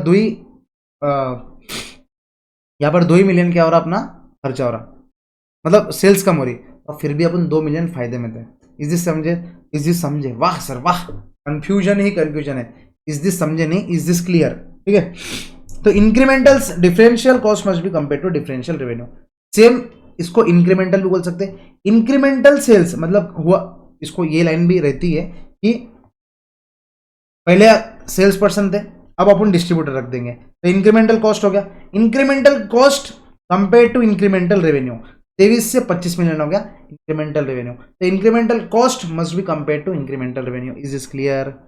बोलो बच्चों, is this clear? In case switching over to direct sales, अब वो डायरेक्ट सेल्स करने में क्या हो रहा, brings additional revenue of 2 million, मतलब वो क्या हो रहा भाई, अपन ने तो रेवेन्यू कम पकड़ा, वो क्या हो रहा, अगर रेवेन्यू ज्यादा आ गया 2 मिलियन का तो अपने को कितने का फायदा, ये तो 4 मिलियन इधर फायदा हो रहा था, प्लस 2 मिलियन का एडिशनल रेवेन्यू, मतलब 6 मिलियन का फायदा। बहुत ही बढ़िया भाई, करना चाहिए। It would be the net benefit to 6 million. This would provide more comfort to the decision maker while considering a change in the distribution channel. Is this clear? Differential cost आपको समझा गया? ये भी आप साइड में लिख के रख लो। मतलब ये मैंने डिफरेंशियल कॉस्ट मैंने बोला था, एकत्वम की वेबसाइट से खरीदेंगे तो 7,500 का प्रोडक्ट, लेकिन अदर वेबसाइट से खरीदेंगे तो 7,000 का, तो ऑब्वियसली आप क्या बोलेंगे, डिफरेंशियल कॉस्ट आपका कहाँ खरीदोगे, इधर खरीदोगे ना। Clear? Done done done. Incremental और मार्जिनल कॉस्ट, जैसे अपन ने वो जिम के एग्जाम्पल में पकड़ा था कि भाई वो पर्सनल ट्रेनिंग को लेना ही नहीं लेना है। इंक्रीमेंटल और marginal cost is a cost associated with producing an additional unit. मतलब क्या है कि एडिशनल यूनिट, अब बिजनेस पॉइंट ऑफ व्यू से सोच, प्रोड्यूसिंग एन एक्स्ट्रा यूनिट, मतलब मैं एक एक्स्ट्रा यूनिट बढ़ाने के चक्कर में मुझे क्या कॉस्ट लग रहा। In case of A university it would B cost of admitting one another student, मतलब एक स्टूडेंट ऐड हो रहा तो मेरे को कितना खर्चा लग रहा, दैट इज इंक्रीमेंटल कॉस्ट या marginal revenue. Marginal cost, incremental cost या मार्जिनल कॉस्ट। मार्जिनल अपन ने सीए में इंटर और इंटर में 2 बार पढ़ा मार्जिनल कॉस्टिंग। एक यूनिट बढ़ने से कितना बढ़ रहा उसको बोलते हैं marginal. Even operating a second shift is an example of incremental cost. It would be noted that two decisions are not independent It would be noted that two decisions are not independent as second shift depends upon first shift. Incremental cost must be compared to incremental revenue at a decision. जो मैं ऊपर यहाँ पर चिल्ला के बोल रहा था कोई चीज़ यहाँ पर आ गई। नेक्स्ट, अपॉर्चुनिटी कॉस्ट मैंने आपको समझा दिया, कृपया करके प्लीज पढ़ लेना, कुछ उसके अंदर वो नहीं है। Whenever an organization is deciding to go for a particular project, it should not ignore opportunities for other projects. It should consider what alternatives options are there. मतलब alternate opportunities क्या है मेरे पास, options नहीं, opportunities क्या है, which is the best of these alternative opportunities. मेरे पास alternate opportunities क्या क्या है, इसमें से बेस्ट कौन सी है, ये रहेगा, that is nothing but opportunity cost. Avoidable cost क्या है, avoidable cost are those under given conditions of performance efficiency should not have been incurred. मतलब परफॉर्मेंस एफिशिएंसी सेम है, तुम खर्चे और कम कर सकते हैं। देखो तुम खर्चे कम करने के चक्कर में अगर उसकी एफिशिएंसी इफेक्ट गिरी तो वो नहीं करना है भाई, that is not an avoidable cost, वो कॉस्ट फिर लगाओ। सेम परफॉर्मेंस लेकिन खर्चे अगर कम कर सकते हैं तो बहुत ही बढ़िया। जैसे अपने घर में हमेशा बोलते रहते बचत करो, देख के खर्चे करो, देख के खर्चे करो। वो अपने को जब बोलते कि देख के खर्चे करो, इसका मतलब ये वो अपने पेरेंट्स कभी ये नहीं बोलते कि तुम कम खाना खाओ, वो क्या बोलते तुम खाना उतना ही खाओ लेकिन देख के खर्चे करो। मतलब सेम क्या बोलेंगे, सेम परफॉर्मेंस एफिशिएंसी में, क्या बोला मैंने, सेम परफॉर्मेंस एफिशिएंसी में ये कम करो। अवॉइडेबल कॉस्ट, कुछ खर्चे अवॉइड कर सकते हैं अवॉइड कर लो। सेम मस्ती में कुछ खर्चे अवॉइड करो, avoidable cost. These are the cost that can be eliminated in whole or in part by choosing one alternative over another. ठीक है, रिप्लेसमेंट कॉस्ट बहुत बढ़िया टॉपिक है, तो अपन कल के लेक्चर में स्टार्टिंग में पढ़ेंगे। ठीक है, इसके ऊपर प्रैक्टिकल क्वेश्चन है, इसलिए अपन कल के लेक्चर में इसको स्टार्टिंग में पढ़ेंगे। देखो हर लेक्चर अपना मोटा मोटी फास्ट ट्रैक है मुझे मालूम है, लेकिन मैं इसको रेंज करूंगा 1 आवर 30 मिनट से 1 आवर 45 मिनट्स के। किसी को बहुत जल्दी देखना है तो आप इसके 2 लेक्चर देख सकते हैं।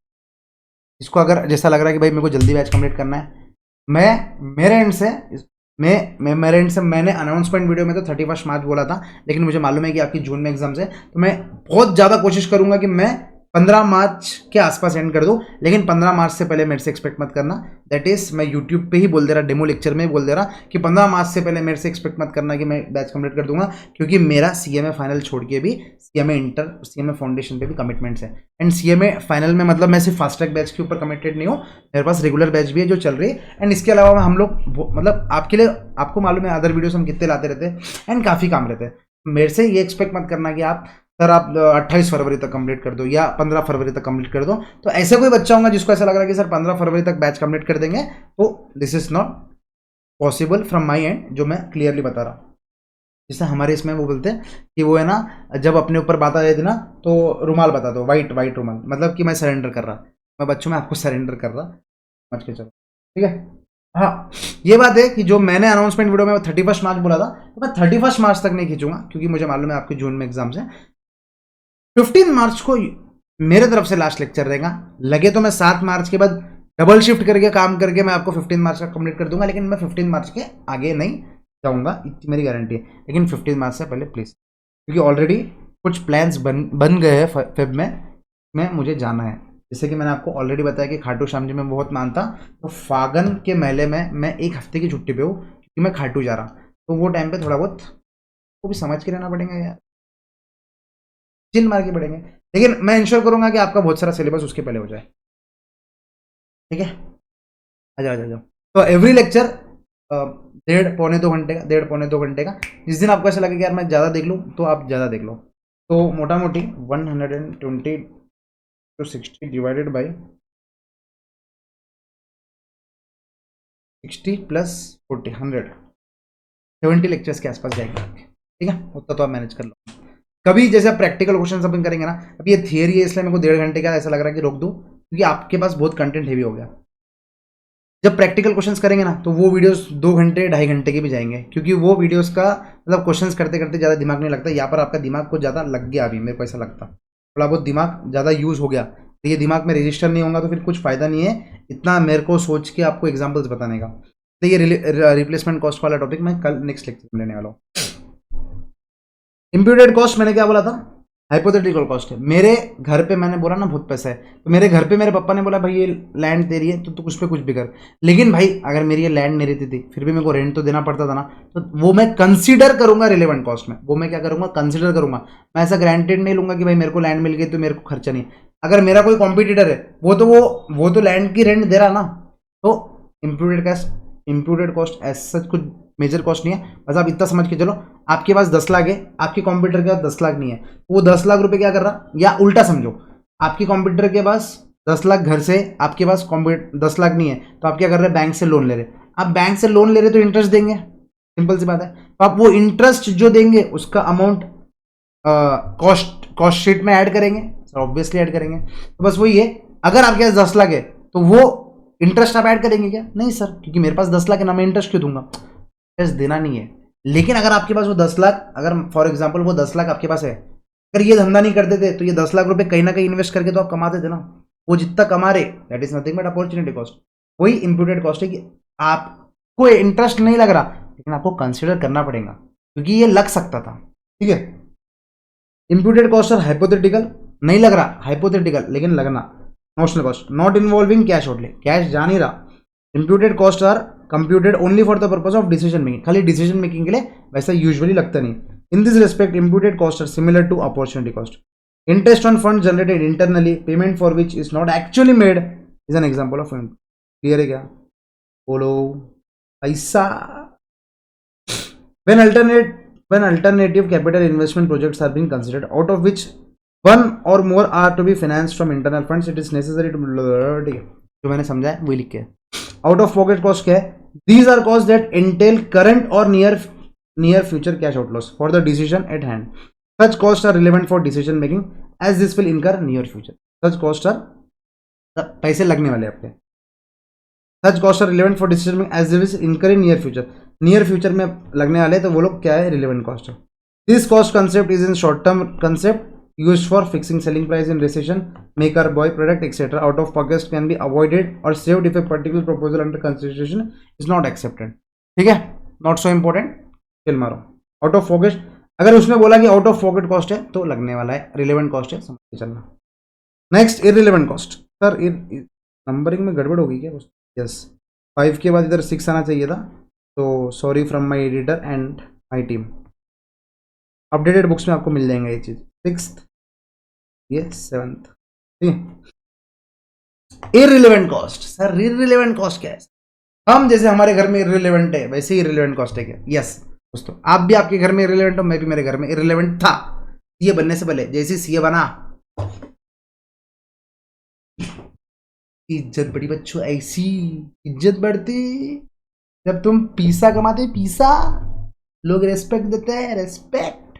हाँ, irrelevant cost or cost which are not relevant, वाह, for a specific purpose or situation. The examples are sunk cost. Sunk cost मतलब आपको मालूम है, ऑलरेडी बता दिया। past cost, लग गई मतलब जिम की मेंबरशिप दे दिए, उसका कुछ संबंध नहीं है। कमिटेड कॉस्ट, आपने क्या किया बताइए? कमिटेड कॉस्ट, सर आपने क्या किया था? आपने क्या किया था बता आपको, बैच कंप्लीशन के चक्कर में। फॉर एग्जाम्पल, मैंने क्या कर दिया? मैंने कमिट कर दिया। मैंने क्या कर दिया? कमिट कर दिया कि जो बच्चा फास्ट ट्रैक के बैच में मेरा, ये मस्ती में बोल रहा, नहीं तो तुम लोग बोलेंगे नहीं सर कमिटेड कॉस्ट है तुमको देना पड़ेगा। नहीं, मस्ती में बोल रहा। जो बच्चा फास्ट ट्रैक के बैच में है और उसने अगर SCM में 70+ लेके आ गए, तो मैं उसको आईफोन दूंगा, ठीक है? अब मैंने तो क्या कर दिया? कमिट कर दिया। अब जब आपका रिजल्ट आया, मुझे एक बात बताओ, क्योंकि मैंने पहले कमिट कर दिया, मेरे को तो एक्सपेंस लगना पड़ेगा। अब उस दिन मैं जो भी डिसीजन लूं या उस दिन मैं जो भी काम करूं, मेरे लिए वो कॉस्ट रिलेवेंट है या इररिलेवेंट है? सर इररिलेवेंट है, क्योंकि ऑलरेडी मैंने उसको कमिट कर दिया था। इसको जिम की मेंबरशिप की जैसा भी कर सकते हो। जिम की मेंबरशिप ऑलरेडी कमिटेड कॉस्ट है, क्योंकि अपन ने पैसा दे दिया। अब समझ रहे क्या? पैसा ऑलरेडी दे दिया। अब मैं जिम जाऊं या जिम ना जाऊं, कुछ फर्क नहीं करने वाला है। अब मैं आपको फोन दूं या फोन नहीं दूं, कुछ फर्क नहीं करने वाला है। मतलब जो मस्ती कर रहा था, आप समझे क्या? सर आप ऐसा कुछ कमेंट करो यार तो मजा आएगा सर। हम फास्ट ट्रैक बैच में फिर हम टारगेट करेंगे 70+ का। यार आईफोन का टारगेट नहीं करते, मतलब क्योंकि मुझे मालूम है कि मेरे पड़े से आप 70+ तो ला ही लोगे। कुछ ऐसी चीज़ का टारगेट, ऐसी चीज़ का रखते हैं जो शायद मैं भी दे पाऊँ आप लोगों को। घड़ी वॉच का रखते चल, लेकिन वो 200-300 वाली वॉच नहीं दूंगा, अच्छी वॉच दूंगा, ये मेरी गारंटी है। मतलब एक ब्रांडेड वॉच मिलेंगी आपको, लेकिन that will be from my choice, ठीक है? तो चलो मैं कमिट कर देता एक कॉस्ट आज कि अगर जो बच्चा फास्ट ट्रैक में 70+ ले गया, चलो 75 बोलने वाला था, लेकिन मैं बोला ठीक है जान दो, तुम्हारे पे वो हो जाएगा, बर्डन हो जाएगा ज़्यादा, क्योंकि तुमको दूसरे सब्जेक्ट भी पढ़ने पड़ेंगे। मालूम पड़ा 75+ के चक्कर में सिर्फ SCM पढ़ रहे, ग्रुप 3 तो निकल, ग्रुप 3 में से SCM में आगे 75, बाकी सब्जेक्ट लटक गए। तो विजय सर, सतीश सर मेरे को मारेंगे, बोलेंगे साले तेरे चक्कर में हम लोग हमारे पेपर में बच्चे पढ़ ही नहीं रहे। ऐसा नहीं करते अपन, 70+ का टारगेट रखते। अगर जो बच्चा 70+ लेके आएगा, भाई तुम मेरे को मैसेज करना या तुम मेरे को मिलने आना। मिलने जब आऊँगे मैं तुमको एक गिफ्ट दूंगा, एंड वो गिफ्ट में मैं आपको ब्रांडेड वॉच दूंगा, ठीक है बच्चों? मेरे लिए कमिटेड कॉस्ट हो जाएंगे। चलो डन। चलो सर, फिर अनअवॉइडेबल कॉस्ट मतलब क्या है कि भाई कितना भी कर लो ये कॉस्ट को तुम अनअवॉइडेबल है। फॉर एग्जांपल, अनअवॉइडेबल कॉस्ट का एग्जांपल क्या लिए थे अपन ने, एक बिट देखने दो मेरे एग्जांपल की लिस्ट में।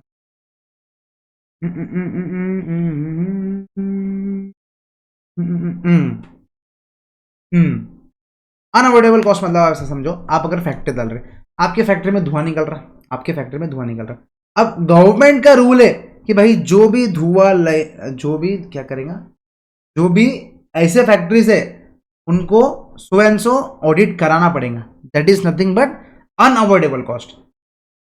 तुम उसको अवॉइड कर ही नहीं सकते, क्योंकि वो गवर्नमेंट का रूल्स एंड रेगुलेशन।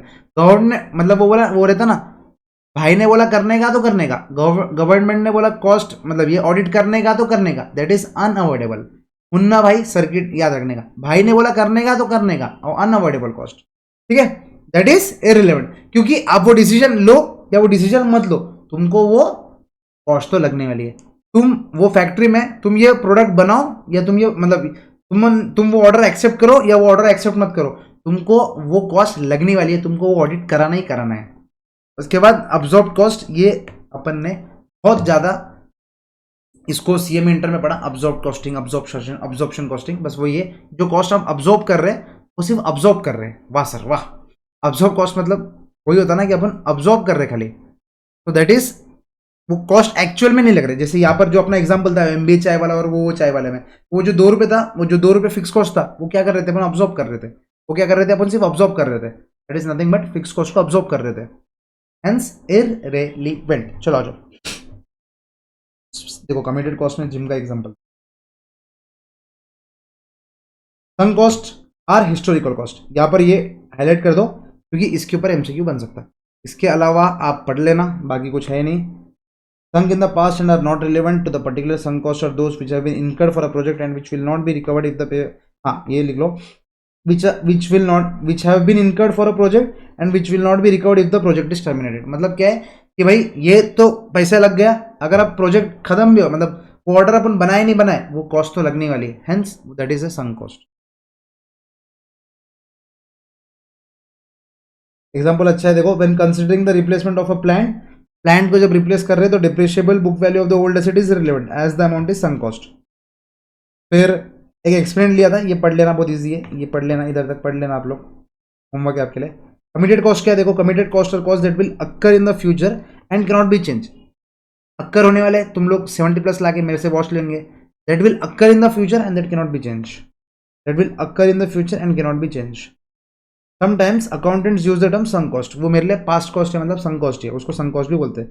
तो encompass committed cost as well. Committed cost is an investment that a business entity has already made, an investment that a business entity has already made and cannot recover by any means as well as obligations already made by the business and cannot get off। तो वही है कि जो मैंने एक बार commitment कर दिया, मैंने कमिटमेंट कर दिया। For example if a company buys a machine of 40,000 and also issues a purchase order to make a maintenance for 2,000 in the next 3 years, all of 46,000 is a committed cost, क्योंकि मैंने contract sign कर लिया कि मैं तुमसे 40,000 की machine लूंगा plus 2,000 रुपए साल के 3 साल तक मैं आपको मेंटेनेंस करूंगा। 46,000 क्या है, अपना कमिटेड कॉस्ट है। Because the company has already bought the machine and has legal obligations to pay for the maintenance, a multi-year property lease agreement is also committed cost for the full year। ठीक है, examples एकदम मेरे को लगता है कि अब थोड़ा थोड़ा फ्लो आ रहा। अनअवॉइडेबल कॉस्ट क्या है, अनअवॉइडेबल कॉस्ट और cost that are inescapable cost, inescapable तो तुम उसको एस्केप नहीं कर सकते, and which are essential to be incurred with the limits और नॉर्म्स प्रोवाइडेड फॉर। तो आप ऐसा लिख सकते हैं, एग्जाम्पल लिख दो यहाँ पर, गवर्नमेंट ने बोला कॉस्ट ऑडिट कराना है, गवर्नमेंट ने बोला भाई ने बोला करने का तो करने का। Absorb cost are indirect cost that are absorb by the product and absorb fixed cost which do not change due to increase is irrelevant into decision making. हाँ भाई, अगर फिक्स कॉस्ट चेंज हो रहा which do not change due to increase or decrease in activities irrelevant, obviously देखो मैंने यहाँ पर bold करके लिखा कि अगर ये फिक्स कॉस्ट आर स्पेसिफिक, ये फिक्स कॉस्ट आर स्पेसिफिक, मतलब फिक्स कॉस्ट स्पेसिफिक है, मतलब तुम ये कर रहे इसलिए इतना फिक्स कॉस्ट लग रहा, ऑब्वियसली वो उसकी वजह से लग रहा, they become relevant cost for decision making. मेरे हिसाब से आप लोगों को हल्का हल्का क्या पूरा रिलेवेंट कॉस्ट अच्छे से समझ गया, क्लियर है। ये चेयर नीचे क्यों रही भाई बार बार। चलो, मेरे को लगता है मोटा मोटी differential cost, relevant cost analysis वाला पूरा चैप्टर मैंने आपको बहुत हम ज़्यादा अच्छे से समझा दिया। ठीक है, that's it for this video guys. I hope आपको मजा आया। तो मैं आपको एक चीज बता दूं, आज 2 जनवरी, आज जो बच्चे 2 जनवरी को देख रहे हैं, not promoting my self, but अगर आपको सही में मजा आया तो आज ही जाके ये ले लो, क्यों मतलब फास्ट ट्रैक बैच में एनरोल कर लो, क्योंकि अभी न्यू ईयर है, इसका ऑफर चल रहा। तो बस मेरे को ये ध्यान था आपको ये बोलना, मैं बीच में बोलने वाला था लेकिन वो फ्लो टूट जाता था, इसलिए मैं बोल दिया आज 2 जनवरी लास्ट डे। अब जो बच्चे बाद में देख रहे हैं, I am really sorry for that, वो न्यू ईयर का ऑफर लाया था, wait for the next offer, या अगर आप मतलब ऑफर तो क्या ही मतलब ऑफर अब शायद ही नहीं यार कब आएंगे। अब अगर आप कोई बच्चे बाद में देख रहे हैं तो I am sorry for that. अब ये तो अब वो अपन कपड़े भी खरीदने जाते हैं, वो ऑफर में गए तो बहुत ही बढ़िया, नहीं तो अपने को जो पसंद आ रहा है वो तो लेना ही पड़ेगा। अब ऐसा नहीं कर सकते नहीं भाई ऑफर अभी होली में आएगा तो मैं होली तक क्लासेस नहीं लेता, obviously that would not be a relevant decision, समझ रहे ना। समझ रहे ना? हर एक चीज को आज से आपको क्या करेंगे, ये रिलेवेंट कॉस्ट है, ये रिलेवेंट कॉस्ट नहीं है, ये रहे बच्चों रिलेवेंट कॉस्ट है, रिलेवेंट कॉस्ट नहीं है, आप लोग ऐसा सोच के चलेंगे। इसी के साथ that's it for this video guys, मिलते हैं नेक्स्ट लेक्चर में, लेक्चर नंबर 3। अगर आपको पसंद आया लेक्चर तो कृपया करके askfarnes@gmail.com पे मेल करो कि हेलो सर लेक्चर नंबर 2 देखा, बहुत ज़्यादा मजा आया, अब से मैं आपको ये मैसेज करते रहूंगा, दैट इज माई गारंटी। तो इससे क्या होगा, एक लिंक बनेगा, आप मेरे को समझेगा कि भाई तुम लोग देख रहे, नहीं तो मेरे को क्या, मैं रिकॉर्डिंग कर करके दूंगा, आप लोग देखेंगे नहीं देखेंगे, मतलब टू बी ऑनेस्ट मुझे फर्क गिरने वाला है क्या, गिरने वाला है क्योंकि तुम लोग मेरे स्टूडेंट हो, लेकिन ये आपकी ज्यादा रिस्पॉन्सिबिलिटी बनती है कि भाई आपने मुझे मेल करना चाहिए कि सर लेक्चर नंबर 2 हो गया, हमको समझा या नहीं समझा, मतलब कम समझा तो भी बताओ, सो दैट मैं ये मेरे को दिमाग में तो रहेगा कि ये जो मेरे एग्जाम्पल से बच्चों को कम समझे या बहुत अच्छा समझा तो ये भी बता दो, तो मेरे को समझेगा कि भाई समझ रहा, मजा आ रहा।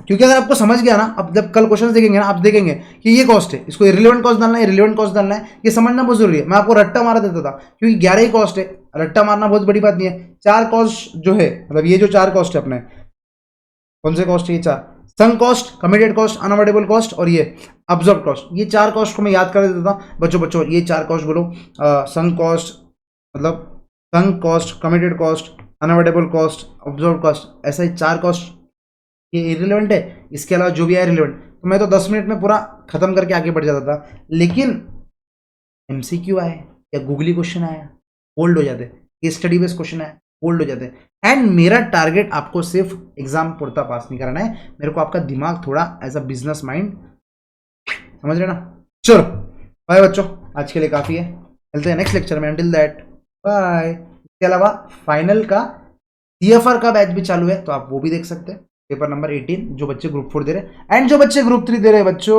लॉ सतीश सर ने चालू कर दिया तो उनका भी देख लेना, उनके लॉ का तो भाई जलवे, उनके जलवे।